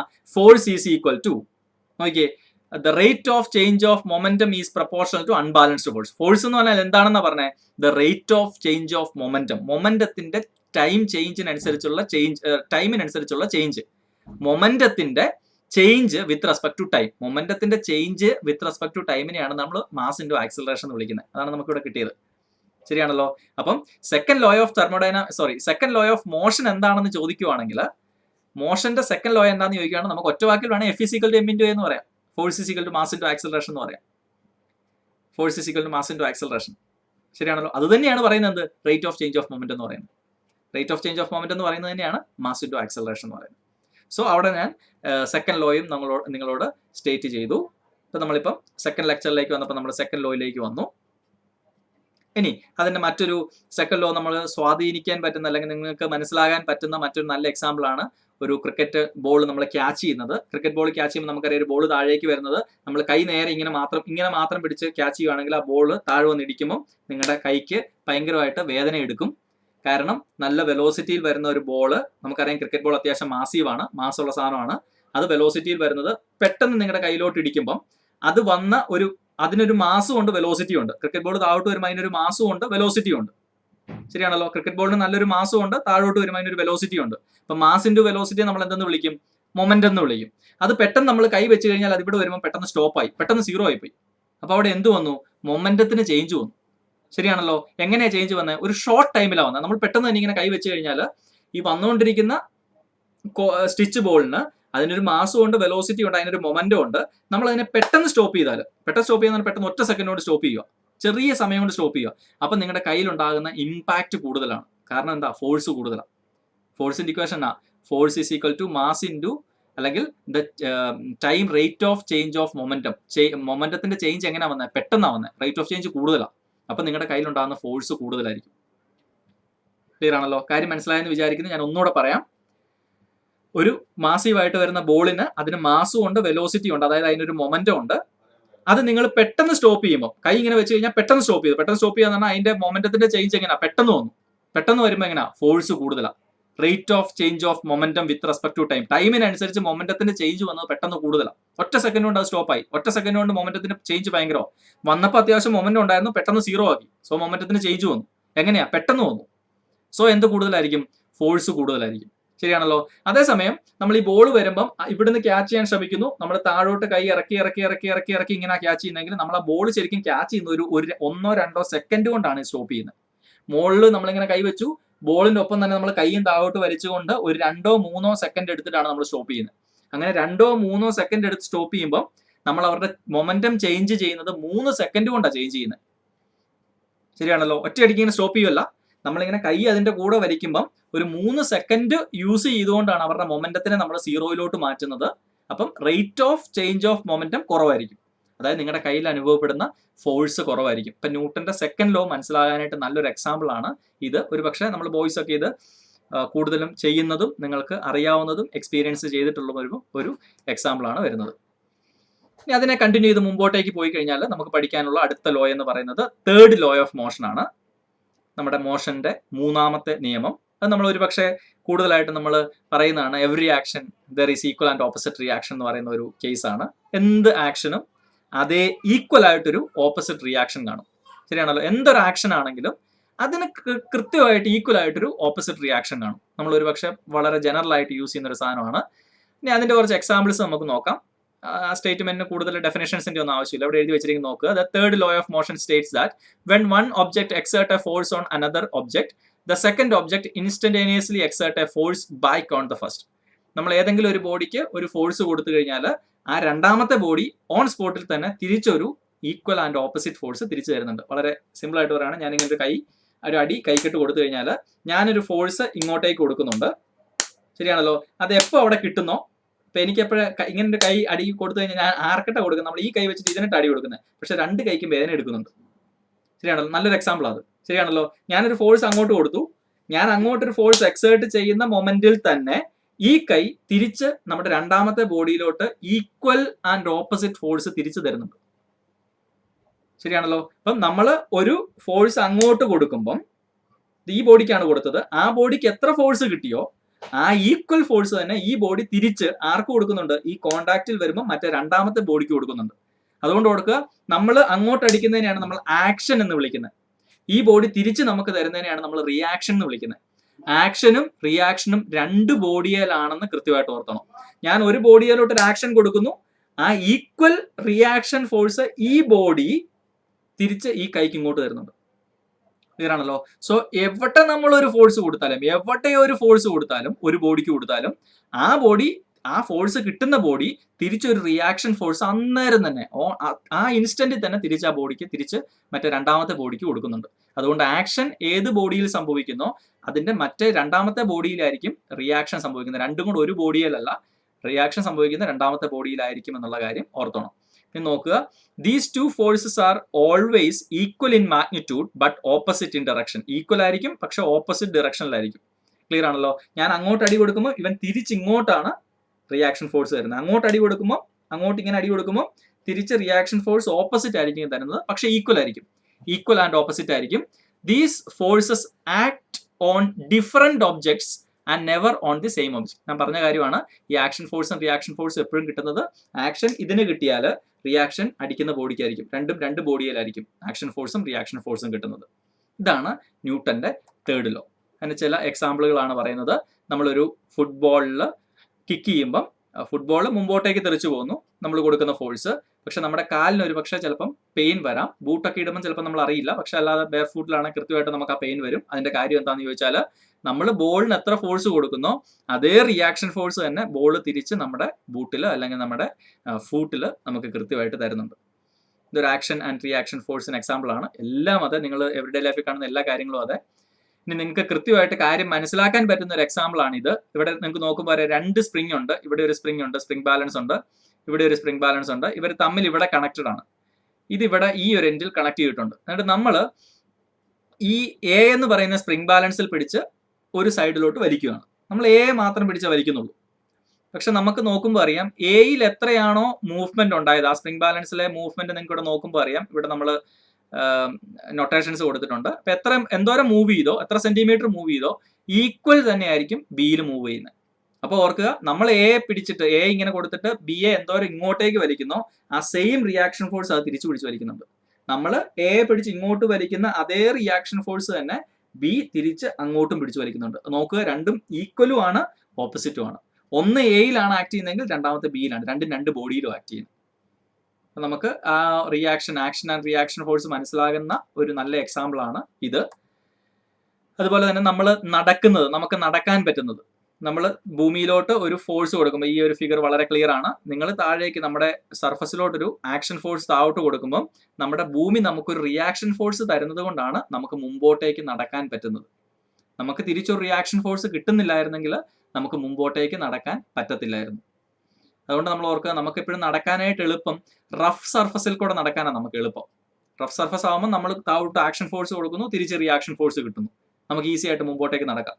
നമ്മൾ താഴോട്ടൊരു ആക്ഷൻ ഫോഴ്സ് കൊടുക്കുന്നു, ഇവിടെ കാണുന്ന പോലെ താഴോട്ട് കാലം കൊണ്ട് ഒരു ആക്ഷൻ ഫോഴ്സ് കൊടുക്കുന്നു, തിരിച്ച് ഭൂമി നമുക്ക് അതേ റിയാക്ഷൻ ഫോഴ്സ് തിരിച്ചു തരുന്നുണ്ട്. അപ്പൊ തിരിച്ച് നമുക്ക് ഇങ്ങോട്ടൊരു റിയാക്ഷൻ ഫോഴ്സ് തരുന്നത് നമുക്ക് മുമ്പോട്ട് നടന്നു പോകാം. എന്നാൽ വളരെ ഫ്രിക്ഷൻലെസ് സർഫസ് ആണെങ്കിൽ നമുക്ക് ആക്ഷൻ ഫോഴ്സ് അവിടെ കൊടുക്കാൻ പറ്റത്തില്ല. അപ്പൊ നമുക്ക് റിയാക്ഷൻ ഫോഴ്സ് കിട്ടത്തില്ലാത്തതുകൊണ്ട് വളരെ സ്മൂത്തി ആയിട്ടുള്ള സർഫസിൽ കൂടെ നമുക്ക് നടക്കാൻ ബുദ്ധിമുട്ടുള്ളതിന്റെ കാര്യം അതാണ്. വളരെ സ്മൂത്തി ആയിട്ട്, അല്ലെങ്കിൽ ഒരു സ്ഥലത്ത് ഒരു ടൈല് നല്ല സ്മൂത്തി ആയിട്ട് കിടക്കുന്ന ടൈലിൽ കുറച്ച് എണ്ണ ഒഴിച്ചു കഴിഞ്ഞാൽ നമ്മളവിടെ തെന്നിപ്പോകാനുള്ള കാരണം അത് നമുക്കവിടെ നടക്കാൻ പറ്റത്തില്ല. കാരണം നമുക്ക് ആ ഒരു പ്രതലത്തിൽ ഒരു ആക്ഷൻ ഫോഴ്സ് കൊടുക്കാനോ തിരിച്ചൊരു റിയാക്ഷൻ ഫോഴ്സ് കിട്ടാനോ പറ്റത്തില്ല. അപ്പം നമുക്ക് ഒരു റഫ് സർഫസിലാണെങ്കിൽ കൃത്യമായിട്ട് ആക്ഷൻ കൊടുക്കാം, തിരിച്ച് അതുപോലെ തന്നെ കൃത്യമായിട്ട് റിയാക്ഷൻ കിട്ടും. അപ്പം നമ്മൾ നടക്കാനുള്ള ഒരു അൾട്ടിമേറ്റ് റീസൺ പോലും ഈ ന്യൂട്ടന്റെ തേർഡ് ലോ ആണ് അതിനെ എക്സ്പ്ലെയിൻ ചെയ്യുന്നതെന്നുള്ള കാര്യം കൃത്യമായിട്ട് നമുക്കിവിടെ ഓർത്തിരിക്കാം. അതുപോലെ തന്നെ റീകോയിലിന്റെ കാര്യം നമുക്കറിയാം. ഇവിടെ ഒരു ഫയറിംഗ് ചെയ്യുന്ന ആൾക്കാരെ സംബന്ധിച്ചിടത്തോളം നമുക്കറിയാം, ഒരു ഗണ്ണ് വെച്ച് ഫയർ ചെയ്യുവാണെങ്കിൽ ബുള്ളറ്റ് മുമ്പോട്ടേക്ക് പോകും. ബുള്ളറ്റ് മുമ്പോട്ട് പോകുമ്പോഴത്തേനും ഇവരുടെ ഗണ്ണ് ബാക്കിലോട്ട് റീകോയിലുണ്ട്, ബാക്കിലോട്ട് ഗണ്ണ് വരും. ശരിയാണല്ലോ. അപ്പം ബുള്ളറ്റ് മുമ്പോട്ട് പോകുമ്പോൾ ഗണ്ണ് പുറകോട്ട് വരുന്നതിന്റെ കാര്യം എന്താണെന്ന് ചോദിച്ചാൽ, ബുള്ളറ്റ് എത്ര ഫോഴ്സ് ഉപയോഗിച്ചാണ് മുമ്പോട്ട് പോകുന്നത്, ആ ഈക്വൽ ഫോഴ്സ് ബുള്ളറ്റ് തിരിച്ച് നമ്മുടെ ഗണ്ണയിലും ആ ഓൺ സ്പോട്ടിൽ കൊടുക്കുന്നുണ്ട്. അപ്പൊ ആ റിയാക്ഷൻ ഫോഴ്സ് ആണ് തിരിച്ചു വരുന്നത്. ക്ലിയർ ആണല്ലോ. അപ്പൊ നിങ്ങൾക്ക് ഒരു സംശയം തോന്നാം, ബുള്ളറ്റ് വളരെ ഫാസ്റ്റ് ആയിട്ട് മുമ്പോട്ട് പോകുന്നുണ്ട്, അപ്പൊ ഗണ്ണ് വളരെ ഫാസ്റ്റ് ആയിട്ട് പുറകോട്ട് പോകുന്നില്ലോ എന്ന് തോന്നാം. അതിന്റെ കാര്യം എന്താണെന്ന് ചോദിച്ചാൽ, നമുക്കറിയാം ഈ ഫോഴ്സിനെ കുറിച്ച് നമ്മൾ പറഞ്ഞത് എങ്ങനെയാണ്, ഫോഴ്സിനെ കുറിച്ച് പറഞ്ഞത് ഈക്വൽ ആൻഡ് ഓപ്പോസിറ്റ് ഫോഴ്സ് കൊടുക്കുന്നെന്നാ പറഞ്ഞത്. ശരിയാണല്ലോ. അപ്പം നമ്മുടെ ബുള്ളറ്റിൽ എത്ര ഫോഴ്സ് കൊടുക്കുന്നോ അത്രയും ഫോഴ്സ് തന്നെ ബുള്ളറ്റ് തിരിച്ച് ആർക്കും കൊടുക്കുന്നുണ്ട്, നമ്മുടെ ഗണ്ണിനും കൊടുക്കുന്നുണ്ട്. ശരിയാണല്ലോ. ഈക്വൽ ആൻഡ് ഓപ്പോസിറ്റ് ഫോഴ്സാ. ഓക്കെ. അപ്പം നമുക്ക് എഴുതാം, ഫോഴ്സ് എന്ന് പറയുന്ന ബുള്ളറ്റിന് കിട്ടുന്ന ഫോഴ്സ് എന്ന് പറയുന്നത് തന്നെയായിരിക്കും ഗണ്ണിന് കിട്ടുന്ന ഫോഴ്സും. ഇനി നിങ്ങൾക്കറിയാം, ബുള്ളറ്റിന് കമ്പാരിറ്റീവ്ലി മാസ് കുറവായതുകൊണ്ട് അവന്റെ ആക്സിലറേഷൻ വളരെ കൂടുതലായിരിക്കും. കാരണം നമുക്ക് ഇക്വേഷൻ എഴുതുവാണെങ്കിൽ എങ്ങനെ എഴുതാം, force F1 is equal to F2 എന്ന് എഴുതണം. അപ്പൊ F1 പകരം നമുക്ക് എന്നാന്ന് എഴുതാം, M1A1 is equal to M2A2 എന്ന് എഴുതാം. അപ്പൊ നമുക്കറിയാം ബുള്ളറ്റിനെ സംബന്ധിച്ചിടത്തോളം അതിന്റെ മാസ് കുറവായതുകൊണ്ട് അതിന് ആക്സിലറേഷൻ കൂടുതലായിരിക്കും. എന്നാൽ ഗണ്ണിനെ സംബന്ധിച്ചിടത്തോളം അതിന് മാസ് കൂടുതലായതുകൊണ്ട് ആക്സിലറേഷൻ കുറവായിരിക്കും. കാരണം നമ്മൾ പഠിച്ചു ഫോഴ്സിന്റെ ഇക്വേഷൻ എന്താണ്, ഫോഴ്സിന്റെ ഇക്വേഷൻ നമ്മൾ സെക്കൻഡ് ലോ അനുസരിച്ച് നമ്മൾ പഠിച്ചത് തന്നെ, force F is equal to unbalanced force is proportional to rate of change of momentum, force F is equal to mass into acceleration എന്നാണ് പഠിച്ചത്. ശരിയാണല്ലോ. അപ്പം ഈ ന്യൂട്ടന്റെ തേർഡ് ലോയിൽ പറയുന്നത് എന്നാ, four every action there is equal and opposite reaction എന്ന് പറഞ്ഞാൽ എല്ലാ ആക്ഷനും ഈക്വലും ഓപ്പോസിറ്റും ആയിട്ട് റിയാക്ഷൻ കാണും. ഇപ്പൊ ഈ ഗണ്ണിനെ സംബന്ധിച്ചിടത്തോളം നമ്മൾ ഗണ്ണ് മുമ്പോട്ടേക്ക് നമ്മൾ ഗണ്ണ് ഫയർ ചെയ്യുന്ന സമയത്ത് ബുള്ളറ്റിന് എന്നെ ആക്ഷൻ കിട്ടുന്നോ അതേ റിയാക്ഷൻ തന്നെ ബുള്ളറ്റ് തിരിച്ച് നമ്മുടെ ഗണ്ണിനും തിരിച്ചു കൊടുക്കുന്നുണ്ട്. ശരിയാണല്ലോ. അവിടെ എന്തുകൊണ്ട് ബുള്ളറ്റ് വളരെ ഫാസ്റ്റ് ആയിട്ട് മുമ്പോട്ട് പോകുന്നു, ഗണ്ണ് പുറകോട്ട് പോകുന്നില്ല, വളരെ ഫാസ്റ്റ് ആയിട്ട് പുറകോട്ട് പോകുന്നില്ലെന്ന് ചോദിച്ചാൽ ഗണ്ണിന് മാസ് കൂടുതലാണെന്നുള്ളതാണ് അതിന്റെ ഉത്തരം. അതിന്റെ കാര്യം എന്നാന്ന് ചോദിച്ചാൽ ഓർത്തണം, for every action there is equal and opposite reaction. Force രണ്ടും സെയിം ആണ്. ഗണ്ണിന് മുമ്പോട്ട് കിട്ടുന്ന ഫോഴ്സും ബുള്ളറ്റിന് മുമ്പോട്ട് കിട്ടുന്ന ഫോഴ്സും ഗണ്ണിന് പുറകോട്ട് കിട്ടുന്ന ഫോഴ്സും സെയിം ആണ്. പക്ഷേ ഫോഴ്സിന്റെ ഇക്വേഷൻ ഓർക്കണം, force is equal to mass into acceleration എന്നാണ്. മാസ് കുറഞ്ഞ ബോഡിക്ക് ആക്സിലറേഷൻ കൂടുതലായിരിക്കും. അത് മാസ് കുറഞ്ഞ ബോഡി എന്ന് പറഞ്ഞാൽ നമ്മുടെ ബുള്ളറ്റിന് ആക്സിലറേഷൻ കൂടുതലായിരിക്കും. എന്നാൽ മാസ് കൂടിയ ബോഡിയായ ഗണ്ണിന് ആക്സിലറേഷൻ കുറവായിരിക്കും. അപ്പം ബുള്ളറ്റ് വളരെ ഫാസ്റ്റ് മുമ്പോട്ട് പോയാലും നമ്മുടെ ഗണ്ണ് അത്ര ഫാസ്റ്റിൽ തന്നെ പുറകോട്ട് പോകേണ്ട ആവശ്യമില്ല. കാരണം അതിന് മാസ് കൂടുതലായതുകൊണ്ട് അതൊരു ഷെയ്ക്ക് ഇങ്ങനെ ഉണ്ടാവും. ക്ലിയർ ആണല്ലോ. അത് എന്തിന്റെ നല്ല എക്സാമ്പിൾ തന്നെയാണ്, ന്യൂട്ടന്റെ തേർഡ് ലോയുടെ നല്ല എക്സാമ്പിൾ തന്നെയാണ്. നിങ്ങൾക്ക് മനസ്സിലാവുന്ന മറ്റൊരു കാര്യം കൂടെ ഞാൻ പറഞ്ഞാൽ, നമ്മുടെ ഈ ലോ അനുസരിച്ച് നിങ്ങൾക്ക് സംശയം വരാവുന്ന ഒരു കാര്യമുണ്ട്. അല്ലെങ്കിൽ ചെറിയ കുട്ടികളൊക്കെ നിങ്ങൾ ഒരുപക്ഷെ വീട്ടിലിരുന്ന് ആലോചിക്കുമ്പോഴൊക്കെ പിന്നീട് സംശയം വരാം. നമുക്കറിയാം, നമ്മളൊരു കല്ലെടുത്തിട്ട് ഒരു സാധനം എടുത്ത് ഞാൻ താഴോട്ടിട്ട് കഴിഞ്ഞാൽ അത് താഴോട്ട് പോകാനുള്ള കാര്യം നമുക്കറിയാം. ഏതൊരു ഒബ്ജക്റ്റിനെയും എർത്ത് അതിനെ അങ്ങോട്ടേക്ക് അട്രാക്ട് ചെയ്യുന്ന ഒരു ഫോഴ്സ് ഉണ്ട്. നമ്മൾ ഗ്രാവിറ്റേഷണൽ ഫോഴ്സ് എന്ന് വിളിക്കും. ശരിയാണല്ലോ. ഞാൻ എന്തെങ്കിലും ഒരു സാധനം എടുത്തിട്ട് താഴോട്ടിട്ട് കഴിഞ്ഞാൽ അത് താഴോട്ട് പോകാനുള്ള കാരണം ഇതിനെ എർത്ത് താഴോട്ടേക്ക് അട്രാക്ട് ചെയ്യുന്നുണ്ട്. ഏത് ബോഡിയെയും എർത്ത് താഴോട്ടേക്ക് അട്രാക്ട് ചെയ്യുന്നുണ്ട്. ശരിയാണല്ലോ. അപ്പം അത് എർത്ത് ഒരു ഫോഴ്സ് കൊടുക്കുന്നുണ്ട്. അതേ ഈക്വൽ ഫോഴ്സ് തന്നെ നിങ്ങളൊരു കല്ലെടുത്തിട്ട് താഴോട്ടിടുന്നതിന് കാര്യം എന്ന് വെച്ചാൽ എർത്ത് കല്ലിനെ താഴോട്ടേക്ക് അട്രാക്ട് ചെയ്യുന്നുണ്ട്. അതേ സെയിം ഫോഴ്സ് തന്നെ കല്ല് എർത്തിനെ തിരിച്ചും അട്രാക്ട് ചെയ്യുന്നുണ്ട്. അതാണ് ഒരു ന്യൂട്ടന്റെ തേർഡ് ലോയുടെ ബ്യൂട്ടി. ക്ലിയർ ആണല്ലോ. നിങ്ങളൊന്ന് ചിന്തിച്ചു നോക്കുക, ഒരു കല്ല് ഇങ്ങനെ പിടിച്ചിട്ട് നിങ്ങൾ താഴോട്ട് വിട്ട് കഴിഞ്ഞാൽ കല്ല് താഴോട്ട് പോകാൻ കാരണം കല്ലിനെ എർത്ത് താഴോട്ട് അട്രാക്ട് ചെയ്യുന്നുണ്ട്. അതേ സെയിം ഫോഴ്സ് തന്നെ കല്ല് തിരിച്ച് എർത്തിനെയും അട്രാക്ട് ചെയ്യുന്നുണ്ട്. ഇതാണ് ന്യൂട്ടന്റെ തേർഡ് ലോ. അപ്പൊ നമുക്കൊരു സംശയം വരാം, അങ്ങനെയാണെങ്കിൽ ഭൂമി എന്തുകൊണ്ടാണ് കല്ലിന്റെ അടുത്തോട്ട് ഇങ്ങോട്ട് തിരിച്ച് കയറി വരാത്തതെന്ന്. ശരിയാണല്ലോ. കല്ല് ഇങ്ങനെ പിടിച്ചിട്ട് താഴോട്ട് ഇടുമ്പോൾ കല്ല് ഭൂമിയുടെ അടുത്തോട്ട് പോകുന്നുണ്ട്. കാരണം സ്റ്റോണിനെ ഭൂമി അങ്ങോട്ട് അട്രാക്ട് ചെയ്യുന്നുണ്ട്. ഈ സെയിം ഫോഴ്സ് തന്നെ ഭൂമിയെ കല്ല് തിരിച്ചു അട്രാക്ട് ചെയ്യുന്നുണ്ട്. അപ്പൊ അങ്ങനെയാണെങ്കിൽ ഭൂമി മണ്ടലോട്ട് കയറി വരണം. കയറി വരാത്തതിന്റെ കാര്യം എന്താണെന്ന് വെച്ചാൽ, ന്യൂട്ടന്റെ തേർഡ് ലോ പറയുന്നത് തന്നെ, four every action there is equal and opposite reaction. രണ്ടുപേരുടെയും ഫോഴ്സ് ഈക്വലാ. അപ്പം കല്ലിന് മാസ് കുറവായതുകൊണ്ട് അതിന്റെ ആക്സിലറേഷൻ കൂടുതലായിരിക്കും. അപ്പൊ താഴോട്ട് പോകുന്നത് നിങ്ങൾക്ക് കാണാം. പക്ഷെ ഭൂമിയെ സംബന്ധിച്ചിടത്തോളം അതിന്റെ മാസ് ഭയങ്കര കൂടുതലായതുകൊണ്ട്, ഒരു കല്ലിനെയും ഭൂമിയെയും കൂടെ കമ്പയർ ചെയ്യുമ്പോൾ ഭൂമിയുടെ മാസ് ഭയങ്കര കൂടുതലായതുകൊണ്ട് അതിന്റെ ആക്സിലറേഷൻ വളരെ വളരെ വളരെ വളരെ വളരെ വളരെ കുറവായിരിക്കും. അത് നമുക്ക് കാണാൻ പറ്റത്തില്ല, മണ്ടലോട്ട് വരുന്നതായിട്ട് അത്രയും വരേണ്ട ആവശ്യമില്ല. വളരെ വളരെ കുറവായിരിക്കും ആക്സിലറേഷൻ. അതുകൊണ്ട് അതിന്റെ മൂവ്മെന്റ് അത്രയും കുറവായിരിക്കും, വളരെ വളരെ നെഗ്ലിജിബിൾ ആയിരിക്കും. ശരിയാണല്ലോ. പക്ഷെ കല്ലിനെ സംബന്ധിച്ചിടത്തോളം അത് വളരെ കമ്പയറബിൾ ആയിട്ട് മാസ് ഒത്തിരി കുറവായതുകൊണ്ട് ഇതിനെ വെച്ച് രണ്ടിനെയും കൂടെ കമ്പയർ ചെയ്യാൻ പോലും പറ്റത്തില്ല. അതുകൊണ്ട് അതിന്റെ ആക്സിലറേഷൻ നമുക്ക് വിസിബിൾ ആണ്. ഭൂമിയെ സംബന്ധിച്ച് മാസ് കൂടുതലായതുകൊണ്ട് ആക്സിലറേഷൻ ഉണ്ടാവില്ല, അപ്രോക്സിമേറ്റ്ലി 0 ആയിരിക്കും. ശരിയാണല്ലോ. എനിവേ, എന്തൊരു ആക്ഷൻ ആൻഡ് റിയാക്ഷൻ നടന്നാലും, എന്തൊരു സ്ഥലത്ത് നമ്മളൊരു ഫോഴ്സ് കൊടുത്താലും അവർ തമ്മിൽ ആക്ഷനും റിയാക്ഷൻ ഫോഴ്സും ഉണ്ട്. അത് എപ്പോഴും എങ്ങനെയായിരിക്കും? ഈക്വൽ ആൻഡ് ഓപ്പോസിറ്റ് ആയിരിക്കും. മറ്റൊരു എക്സാമ്പിൾ ആണിത്. ഒരു വള്ളത്തിൽ നിന്ന് ഒരാൾ മുമ്പോട്ടേക്ക് കയറുമ്പോൾ നമുക്കറിയാം, അയാൾ കാല് താഴേക്ക് പുഷ് ചെയ്ത് മുമ്പോട്ടേക്ക് കയറുമ്പോൾ അതിന് കറസ്പോണ്ടിങ് ആയിട്ട് നമ്മുടെ വള്ളം പുറകോട്ടേക്ക് അകന്നു പോകുന്നത് നമുക്ക് കാണാം. അപ്പൊ ഇദ്ദേഹത്തിന്റെ ഫോഴ്സ് മുമ്പോട്ട് കൊടുക്കുമ്പോൾ ഈക്വൽ ഫോഴ്സ് ബാക്കിലോട്ട് കിട്ടുന്നതാണ് ഈ ഒരു ഈക്വൽ ആൻഡ് ഓപ്പോസിറ്റ് റിയാക്ഷൻ. ഇത് equal and opposite reaction force ആണ്, ആക്ഷൻ ആൻഡ് റിയാക്ഷൻ ആണ് നമ്മൾ ആ ഫിഗറിൽ കാണുന്നത്. അതുപോലെ തന്നെ ബോട്ട് റോ ചെയ്ത് പോകുന്നതിന്റെ ഇത് നമുക്കറിയാം. നമ്മൾ തുഴയുന്നത് എപ്പോഴും ഇതിന്റെ കേസിലാണെന്നുണ്ടെങ്കിൽ ഇങ്ങനെ മുമ്പോട്ട് എടുത്തിട്ട് പുറകോട്ടേക്കാണ് ഇങ്ങനെ തുഴയുന്നത്. പക്ഷെ ഇത് പോകുന്നത് മുമ്പോട്ടാണ്. നിങ്ങളല്ലേ ചുമ്മാ സാധാരണ വള്ളം തുഴയുന്ന കാര്യം തന്നെ ഓർത്താലും നമ്മൾ തുഴയുന്നത് പുറകോട്ടാണ് തുഴയുന്നത്, വള്ളം പോകുന്നത് മുമ്പോട്ടാണ്. അപ്പൊ നമ്മൾ കൊടുക്കുന്ന ഫോഴ്സ് പുറകോട്ട് കൊടുക്കും, അതിന്റെ റിയാക്ഷൻ ഫോഴ്സ് കാരണമാണ് ഇത് മുമ്പോട്ട് പോകുന്നത്. എന്തെങ്കിലുമൊക്കെ പക്ഷികൾ മുമ്പോട്ട് പറക്കാനുള്ള കാരണം അവരുടെ ചിറക് കൊണ്ട് അവർ പുറകോട്ട് എയറിനെ ഡ്രാഗ് ചെയ്യുന്നു. അപ്പം പക്ഷിയൊക്കെ ചിറകടിക്കുന്ന പുറകോട്ടാണ്. പുറകോട്ട് നമ്മൾ ചിറകടിക്കുമ്പോഴത്തേനും അതിന്റെ എയറിനെ പുറകോട്ട് ഡ്രാഗ് ചെയ്യുമ്പം ആ എയർ കൊടുക്കുന്ന റിയാക്ഷൻ ഫോഴ്സ് കാരണമാണ് ഇത് മുമ്പോട്ട് പോകുന്നത്. ആ സെയിം എക്സാമ്പിൾ തന്നെയാണ് ഇതും. നമ്മൾ വള്ളമൊക്കെ തുഴയുമ്പോൾ നമ്മൾ പുറകോട്ടാണ് തുഴയുന്നത്, ആ പുറകോട്ട് തുഴയുന്നതിന്റെ റിയാക്ഷൻ ഫോഴ്സ് കാരണമാണ് ഇത് മുമ്പോട്ട് പോകുന്നത്. അപ്പൊ നമ്മൾ തുഴയുമ്പം കൊടുക്കുന്ന ഫോഴ്സ് ആണ് ആക്ഷൻ ഫോഴ്സ്. അത് വെള്ളത്തിലോട്ട് കൊടുക്കുന്നു, വെള്ളം തിരിച്ചു തരുന്ന റിയാക്ഷൻ ഫോഴ്സ് ആണ് ഈ സാധനം മുമ്പോട്ട് പോകാനായിട്ടുള്ള കാരണം. ഇതെല്ലാം എവറിഡേ ലൈഫിൽ കാണുന്ന എല്ലാ സാധനങ്ങളും ഈ പറയുന്ന ആക്ഷൻ ആൻഡ് റിയാക്ഷൻ ഫോഴ്സിന്റെ എക്സാമ്പിളുകളാണ്. അപ്പൊ നമുക്ക് ആ 3 ലോകളെ ഒന്ന് പറഞ്ഞാൽ, ഒന്നാമത്തെ ലോ എന്തായിരുന്നു? മോഷൻ എങ്ങനെയാണെന്നുള്ള ലോ ആയിരുന്നു. എല്ലാ ബോഡിയും അതിന്റെ റെസ്റ്റിലോ യൂണിഫോം മോഷനിലാണെങ്കിൽ യൂണിഫോം മോഷനിൽ ഇരിക്കാൻ താല്പര്യപ്പെടും. എപ്പോൾ വരെ? നമ്മളൊരു എക്സ്റ്റേണൽ ഫോഴ്സ് കൊടുക്കുന്നിടം വരെ. ശരിയാണല്ലോ. Every body continues to be in a state of rest or uniform motion unless it is compelled by an external force. External force കൊടുക്കുന്നിടം വരെ ഒരു ബോഡി റെസ്റ്റിലാണെങ്കിൽ റെസ്റ്റിലിരിക്കാൻ താല്പര്യപ്പെടും, ഒരു ബോഡി യൂണിഫോം മോഷനിലാണെങ്കിൽ യൂണിഫോം മോഷനിലിരിക്കാൻ താല്പര്യപ്പെടും, നമ്മളൊരു ഫോഴ്സ് കൊടുക്കുന്നില്ലെങ്കിൽ കൊടുക്കുന്നിടം വരെ. ശരിയാണല്ലോ. ഇതായിരുന്നു first law of motion. Second ലോയിലേക്ക് കയറിയപ്പോൾ നമ്മൾ എന്ത് ചെയ്തു? ഈ കൊടുക്കുന്ന ഫോഴ്സിനെ കുറിച്ചാണ് പറയുന്നത്. ഫോഴ്സ് എന്ന് പറയുന്നത് എന്തിനാ യൂസ് ചെയ്യുന്നത്? അതിന്റെ വെലോസിറ്റി മാത്രം മാറുന്നതിനല്ല, അതിന്റെ മൊമെന്റ് എന്ന് പറഞ്ഞ ഒരു ക്വാണ്ടിറ്റിയാണ് നമ്മൾ പിന്നെ പറയേണ്ടത്. സിംപ്ലി മൊമെന്റം അല്ല, rate of change of momentum. എത്ര നേരം നമ്മൾ ഒരു ബോഡിയിൽ മൊമെന്റം കൊടുക്കുന്നു എന്നുള്ളതിന് അതിൽ കാര്യമുണ്ട്. അതുകൊണ്ട് force, applied force is proportional to the rate of change of momentum or F is equal to mass into acceleration. ഇത് രണ്ടാമത്തെ കാര്യം പറഞ്ഞു. മൂന്നാമത് നമ്മൾ പറഞ്ഞു for every action there is equal and opposite reaction. അതാണ് ന്യൂട്ടന്റെ തേർഡ് ലോ. നമ്മൾ ചുമ്മാ ഫണ്ണി ആയിട്ടൊരു കഥ സാധാരണ പറയുന്നുണ്ട്. ഒരു ഫീൽഡിലൂടെ നടക്കുന്ന ഒരു പശുവിനെ നമ്മൾ സ്റ്റോപ്പ് ചെയ്യണമെങ്കിൽ നമ്മൾ എന്ത് ചെയ്യണം, അല്ലെങ്കിൽ ആ സമയത്ത് നടക്കുന്ന കാര്യങ്ങൾ എന്തൊക്കെയാണെന്നുള്ളതാണ്. ഇപ്പോൾ ഒരു ഫീൽഡിലൂടെ പുല്ലൊക്കെ തിന്ന് നടക്കുന്ന ഒരു പശുവാണ്. നമ്മൾ അതിനെ സ്റ്റോപ്പ് ചെയ്യണമെങ്കിൽ നമ്മൾ ആദ്യമേ ചെയ്യുന്നത് അതിന്റെ വട്ടം പോയിട്ട് നമ്മൾ അവനെ പിടിച്ചു നിർത്തും. ശരിയാണല്ലോ. അതാണ് ന്യൂട്ടന്റെ first law. For body is to be in a rest or in a uniform motion unless it is compelled by an external force. ചുമ്മാ ഇരിക്കുന്ന ഒരു സാധനത്തിനെ നമ്മൾ സ്റ്റോപ്പ് ചെയ്യണമെങ്കിലോ, അല്ലെങ്കിൽ ചുമ്മാ ഇരിക്കുന്ന ഒരു സാധനത്തിനെ മൂവ് ചെയ്യണമെങ്കിലോ, അല്ലെങ്കിൽ നടന്നു വരുന്ന പശുവിനെ സ്റ്റോപ്പ് ചെയ്യണമെങ്കിലോ നമ്മൾ എന്ത് ചെയ്യണം? നമ്മൾ അവനെ ഒരു എക്സ്റ്റേണൽ ഫോഴ്സ് കൊടുക്കണം.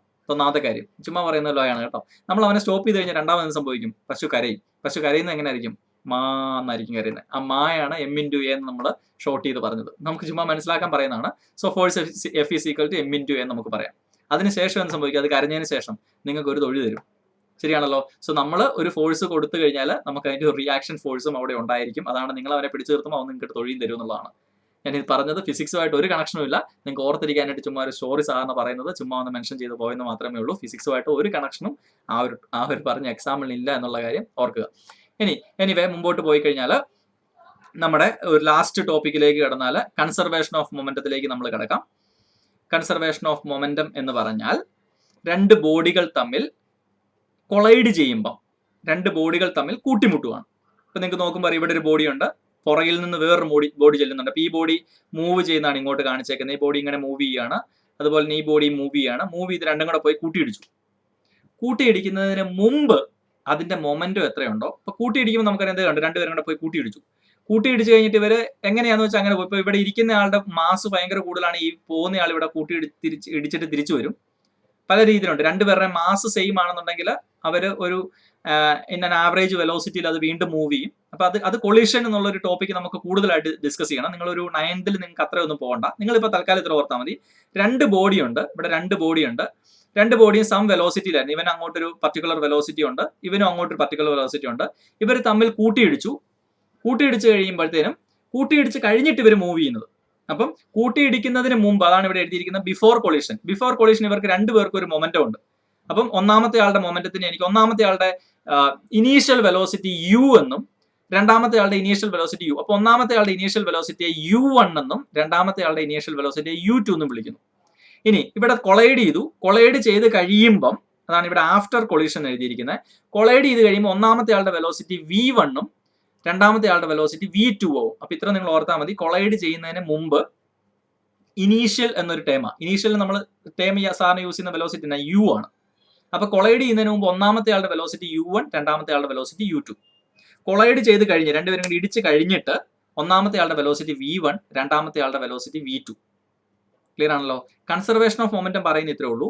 നിങ്ങൾ രണ്ട് ബോഡികൾ തമ്മിൽ ഇങ്ങനെ മൂവ് ചെയ്യുമ്പോൾ, നിങ്ങൾ ഇത് ഏറ്റവും നല്ല എക്സാമ്പിൾ നമ്മളൊരു ക്യാരംസ് ഒക്കെ കളിക്കുന്നതാണ്. ക്യാരംസ് കളിക്കുമ്പോൾ രണ്ട് ക്യാരം കോയിനുകൾ പോയി കൂട്ടിമുട്ടത്തില്ലേ? ഇപ്പൊ രണ്ട് കോയിനുകൾ ഇങ്ങനെ, ഇപ്പം ക്യാരമോ അല്ലെങ്കിൽ എന്തെങ്കിലും ഒരു ഇതാണെന്ന് വെച്ചിട്ടുണ്ട്. ഇപ്പൊ ഒരു ബോഡി ഇവിടെ ഇരിക്കുക, മറ്റൊരു ബോഡി ഇവിടുന്ന് പോവാം. അപ്പൊ കൂട്ടിമുട്ടുന്നതിന് മുമ്പ് ഒരാളുടെ വെലോസിറ്റി u1, രണ്ടാമത്തെ ആളുടെ വെലോസിറ്റി u2. രണ്ടും കൂടെ പോയി കൂട്ടിയിടിച്ച് കഴിഞ്ഞിട്ട് പല രീതിയിൽ തെറിച്ചു പോകും. അപ്പൊ കൂട്ടിയിടിച്ച് കഴിഞ്ഞിട്ട് പോകുമ്പോൾ ഒന്നാമത്തെ ആളുടെ വെലോസിറ്റി v1, രണ്ടാമത്തെ ആളുടെ വെലോസിറ്റി v2. നമ്മൾ ചെയ്യേണ്ടത് ഇത്രേ ഉള്ളൂ. കൊളീഷന് മുമ്പ് ഇവരുടെ രണ്ടുപേരുടെ മൊമെന്റം കണ്ടുപിടിച്ചിട്ട് ആഡ് ചെയ്യണം. അപ്പൊ കൊളീഷന് മുമ്പ് ഒന്നാമത്തെ ആളുടെ മാസ് എത്ര m, രണ്ടാമത്തെ ആളുടെ മാസ് എത്ര ഒന്നാമത്തെ ആളുടെ മാസ് m1, രണ്ടാമത്തെ ആളുടെ മാസ് m2. ഒന്നാമത്തെ ആളുടെ വെലോസിറ്റി u1, രണ്ടാമത്തെ ആളുടെ വെലോസിറ്റി u2. അപ്പം ഇടിക്കുന്നതിന് മുമ്പ്, കൊളീഷന് മുമ്പ് അവരുടെ മൊമെന്റം എത്രയാ? ഒന്നാമത്തെ ആളുടെ മൊമെന്റത്തിന്റെ ഇക്വേഷൻ എന്നാ? മാസ് ഇൻറ്റു വെലോസിറ്റി എന്നാ. അപ്പം ഇടിക്കുന്നതിന് മുമ്പ് ഒന്നാമത്തെ ആളുടെ മൊമെന്റം എന്ന് പറഞ്ഞാൽ m1 u1, രണ്ടാമത്തെ ആളുടെ മൊമെന്റം എന്ന് പറഞ്ഞാൽ m2 u2. ഇപ്പൊ ഇടിക്കുന്നതിന് മുമ്പ് അവരെ നമ്മൾ ആഡ് ചെയ്ത് കഴിഞ്ഞാൽ എന്ന് കിട്ടും m1 u1 plus m2 u2 എന്ന് കിട്ടും. ഇനി ഇടിച്ച് കഴിയുമ്പോൾ ഇവരുടെ മൊമെന്റം എത്രയാവും? m1 v1 plus m2 v2. അപ്പൊ ഇതാണ് കൺസർവേഷൻ ഓഫ് മൊമെന്റം. ഇത്രേ ഉള്ളൂ. ഇടിക്കുന്നതിന് മുമ്പ് ഇവർക്ക് രണ്ടുപേർക്കും എത്ര മൊമെന്റം ഉണ്ട് അത് തന്നെയായിരിക്കും ഇടിച്ചു കഴിയുമ്പോഴും ഇവരുടെ മൊമെന്റം. രണ്ട് ബോഡികൾ തമ്മിൽ കൊളൈഡ് ചെയ്യുന്നതിന് മുമ്പും രണ്ട് ബോഡികൾ തമ്മിൽ കൊളൈഡ് ചെയ്തതിന് ശേഷവും ഇവരുടെ മൊമെന്റം സെയിം ആയിരിക്കും. ഇതിനെയാണ് നമ്മൾ കൺസർവേഷൻ ഓഫ് മൊമെന്റം എന്ന് വിളിക്കുന്നത്. ക്ലിയർ ആണല്ലോ? അപ്പം ഒന്നാമത്തെ ബോഡി m1, രണ്ടാമത്തെ ബോഡി m2. ഒന്നാമത്തെ ബോഡിയുടെ വെലോസിറ്റി u1, രണ്ടാമത്തെ ബോഡിയുടെ വെലോസിറ്റി u2 ഇടിക്കുന്നതിന് മുമ്പ്. ഇനി ഇവിടെ കൊളൈഡ് ചെയ്ത് കഴിയുമ്പം ഒന്നാമത്തെ ആളുടെ വെലോസിറ്റി u1ൽ നിന്ന് v1 ആവും, രണ്ടാമത്തെ ആളുടെ വെലോസിറ്റി u2ൽ നിന്ന് v2 ആവും. അപ്പൊ ഇടിക്കുന്നതിന് മുമ്പ് ഇവരുടെ മൊമെന്റം എത്രയാ? ഇടിക്കുന്നതിന് മുമ്പ് ഇപ്പൊ ഇനീഷ്യൽ കേസാ. അപ്പം m1 u1 plus m2 u2 equal to ഇടിച്ച് കഴിയുമ്പോൾ മൊമെന്റം എത്രയാ? m1 v1 plus m2 v2. ഇതിനെയാണ് നമ്മൾ കൺസർവേഷൻ ഓഫ് മൊമെന്റം എന്ന് വിളിക്കുന്നത്. അതിന്റെ പ്രൂഫ് നമ്മൾ ചെയ്ത് കാണിക്കുന്നുണ്ട്. വളരെ സിമ്പിൾ പ്രൂഫാണ്. നിങ്ങളുടെ ടെക്സ്റ്റ് ബുക്കിന്റെ ഏറ്റവും അവസാനത്തെ പേജിൽ കിടക്കുന്ന വളരെ സിമ്പിൾ പ്രൂഫാണ്. കാര്യം ഇത്രേ ഉള്ളൂ.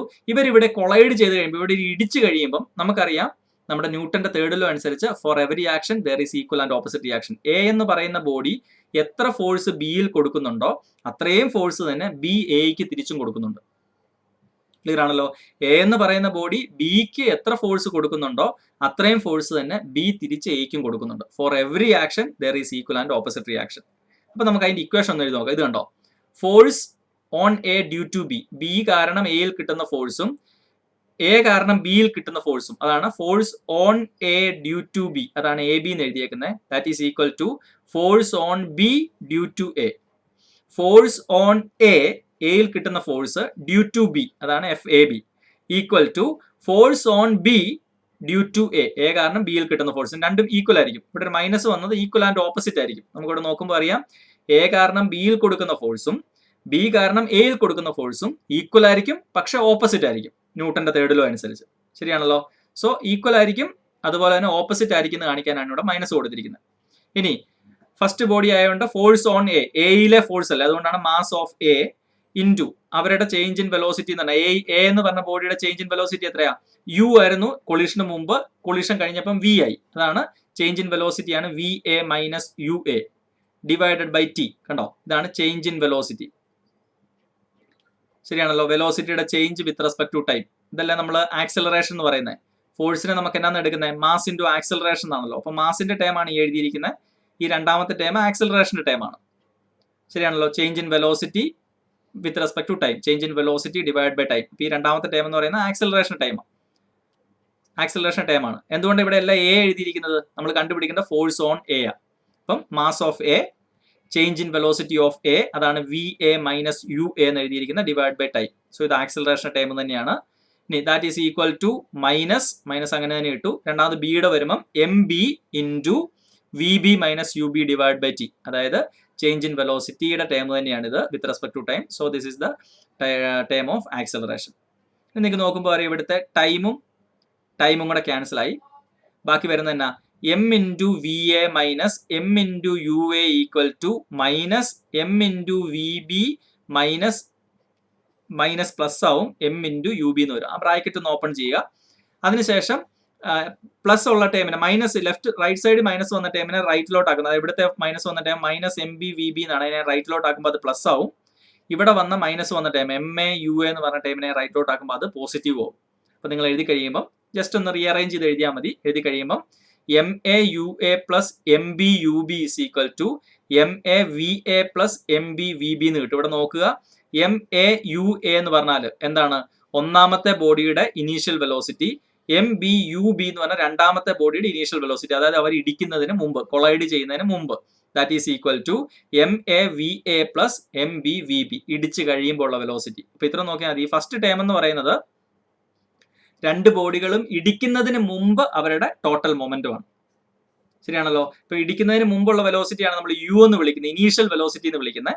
അപ്പൊ ഒന്നാമത്തെ ബോഡിയുടെ initial velocity M A U A plus രണ്ടാമത്തെ ബോഡിയുടെ initial velocity M B U B. അത് രണ്ടും കൂടെ ആഡ് ചെയ്യുന്നത് that is equal to collide ചെയ്ത് കഴിയുമ്പം, കൊളീഷൻ കഴിയുമ്പം അവരുടെ വെലോസിറ്റി എങ്ങനെ ആവും? യുവിൽ നിന്ന് വി ആവും. So M A V A plus M B V B. ശരിയാണല്ലോ. ഇടി കഴിയുമ്പോൾ ഉള്ള അവരുടെ മൊമെന്റം. അപ്പൊ അതാണ് ഈ കൺസർവേഷൻ ഓഫ് മൊമെന്റം എന്ന് വിളിക്കുന്നത്. അതിവിടെ എഴുതി വെച്ചിട്ടുണ്ട്. We observe that the total momentum of the two ball remains unchanged or conserved. ഇതിനെയാണ് നമ്മൾ കൺസർവേഷൻ ഓഫ് മൊമെന്റം എന്ന് വിളിക്കുന്നത്. അപ്പൊ അവസാനത്തെ ടൈം കൺസർവേഷൻ ഓഫ് മൊമെന്റം കൂടി നിങ്ങൾ നോക്കുക. അങ്ങനെയാണ് നമ്മളിവിടെ എഴുതി വെച്ചിട്ടുണ്ട്. As a result of this ideal collision experiment, നമ്മളിപ്പോൾ കണ്ട എക്സ്പെരിമെന്റിനകത്തുനിന്ന് വി സേ ദാറ്റ്, നമ്മൾ പറയുന്നു ദ സം ഓഫ് മൊമെന്റത്തിന്റെ സം ഓഫ് ടു ഒബ്ജക്ട്സ്, രണ്ട് ബോഡിയുടെ മൊമെന്റത്തിന്റെ sum before collision is equal to the sum of moment after collision. രണ്ട് ബോഡികൾ തമ്മിൽ കൂട്ടിയിടിക്കുന്നതിന് മുമ്പ് അവരുടെ മൊമെന്റം എത്രയാണോ അതും, കൂട്ടിയിടിച്ച് കഴിയുമ്പം അവരുടെ മൊമെന്റം എത്രയാണോ അതും ഈക്വൽ ആയിരിക്കും. ഇതിനെയാണ് നമ്മൾ conservation of momentum. Momentum conserved ആയിരിക്കും എപ്പോഴും, മൊമെന്റം എപ്പോഴും കോൺസ്റ്റന്റ് ആയിരിക്കും. ഇതിനെയാണ് നമ്മൾ കൺസർവേഷൻ ഓഫ് മൊമെന്റം എന്ന് വിളിക്കുന്നത്. And now it's your turn. ഞാൻ തിയററ്റിക്കലി നമ്മൾ ആ ഒരു ഫസ്റ്റ് ചാപ്റ്റർ കംപ്ലീറ്റ് കഴിഞ്ഞു. ഇനി ഞാൻ ആദ്യം പറഞ്ഞതുപോലെ നിങ്ങൾ കൃത്യമായിട്ട് ടെക്സ്റ്റ് ബുക്ക് വായിച്ച് ആ ഒരു ഐഡിയ നിങ്ങൾ ഉണ്ടാക്കണം. പഠിച്ചത് എന്തൊക്കെയാണെന്ന് ചോദിക്കുകയാണെങ്കിൽ വളരെ സിമ്പിളാണ്, എണ്ണി പറയാൻ. ആദ്യം ഫോഴ്സിനെ കുറിച്ച് പറഞ്ഞു. ഫോഴ്സ് ആണ് മൂവ്മെന്റിനുള്ള അൾട്ടിമേറ്റ് റീസൺ എന്ന് നമ്മൾ ഫോഴ്സിനെ കുറിച്ച് പറഞ്ഞു. അൺബാലൻസ്ഡ് ഫോഴ്സ്, ബാലൻസ്ഡ് ഫോഴ്സ് ഒക്കെ നമ്മൾ പറഞ്ഞു. ഫ്രിക്ഷണൽ ഫോഴ്സിനെയൊക്കെ നമ്മൾ ജസ്റ്റ് ഒന്ന് ടച്ച് ചെയ്തു പോയി. ഇപ്പോൾ ഫോഴ്സ് ആണ് അൾട്ടിമേറ്റ് ആയിട്ട് മോഷനുള്ള കാരണം. ഇപ്പൊ മോഷനിലേക്ക് വന്നു കഴിഞ്ഞപ്പം, മോഷൻ എന്നുള്ള ഒരു ചാപ്റ്റർ നമുക്ക് മുമ്പിലത്തെ പഠിക്കാൻ കിടപ്പുണ്ട്. അത് വരുമ്പോൾ നമുക്ക് മോഷനെ കുറിച്ച് ക്ലിയർ ആയിട്ട് പറയാം. ഇവിടെ നമ്മൾ മോഷനിലേക്ക് വന്നു കഴിഞ്ഞപ്പോൾ നമ്മൾ 3 ലോസ് പറഞ്ഞു. ന്യൂട്ടന്റെ ഫസ്റ്റ് ലോ, ന്യൂട്ടന്റെ സെക്കൻഡ് ലോ, ന്യൂട്ടന്റെ തേർഡ് ലോ. ശരിയാണല്ലോ. അത് 3 എണ്ണം പറഞ്ഞു. അതിനുശേഷം കൺസർവേഷൻ ഓഫ് മൊമെന്റം എന്നൊരു ടേം കൂടി നമ്മൾ അവിടെ, എന്നൊരു ഇതുകൂടി നമ്മൾ അവിടെ പറഞ്ഞ് നമ്മൾ ആ ടോപ്പിക് അവിടെ നിർത്തി. അപ്പം ഇത് പഠിച്ചു വന്നപ്പോൾ നമ്മൾ മൊമെന്റം എന്നൊരു സാധനവും ഇനേർഷ്യ എന്നൊരു സാധനവും നമ്മൾ ഈ ന്യൂട്ടന്റെ ലോ പറയുമ്പോൾ നമുക്ക് പറയേണ്ട 2 ടേമുകളാണെന്ന് കൂടി നമുക്ക് മനസ്സിലായി. ന്യൂട്ടന്റെ 3 ലോകൾ പഠിക്കാനായിട്ടാണ് ശരിക്കും ഈ ഒരു ചാപ്റ്റർ നമുക്കുള്ളത്. ലോസ് ഓഫ് മോഷൻ എന്ന് പറഞ്ഞ ചാപ്റ്റർ ആണിത്. മോഷന്റെ നിയമങ്ങൾ പഠിക്കുക. അപ്പം നിങ്ങൾ കൃത്യമായിട്ട് കാര്യങ്ങൾ മനസ്സിലായെന്ന് ഞാൻ വിചാരിക്കുന്നു. അതുകൊണ്ട് ഇനി നിങ്ങൾ ടെക്സ്റ്റ് ബുക്ക് വായിച്ച് കൃത്യമായിട്ടുള്ള നിങ്ങളുടെ ഒരു ഐഡിയ അതിലേക്ക് ഫോർമുലേറ്റ് ചെയ്ത് വെക്കുക. തൽക്കാലം ഞാൻ എൻ്റെ ഈ ഒരു ചാപ്റ്ററിൻ്റെ ടോപ്പിക്ക് നമ്മളവിടെ വൈൻഡപ്പ് ചെയ്യാണ്. കേട്ടുന്നതിന് നന്ദി.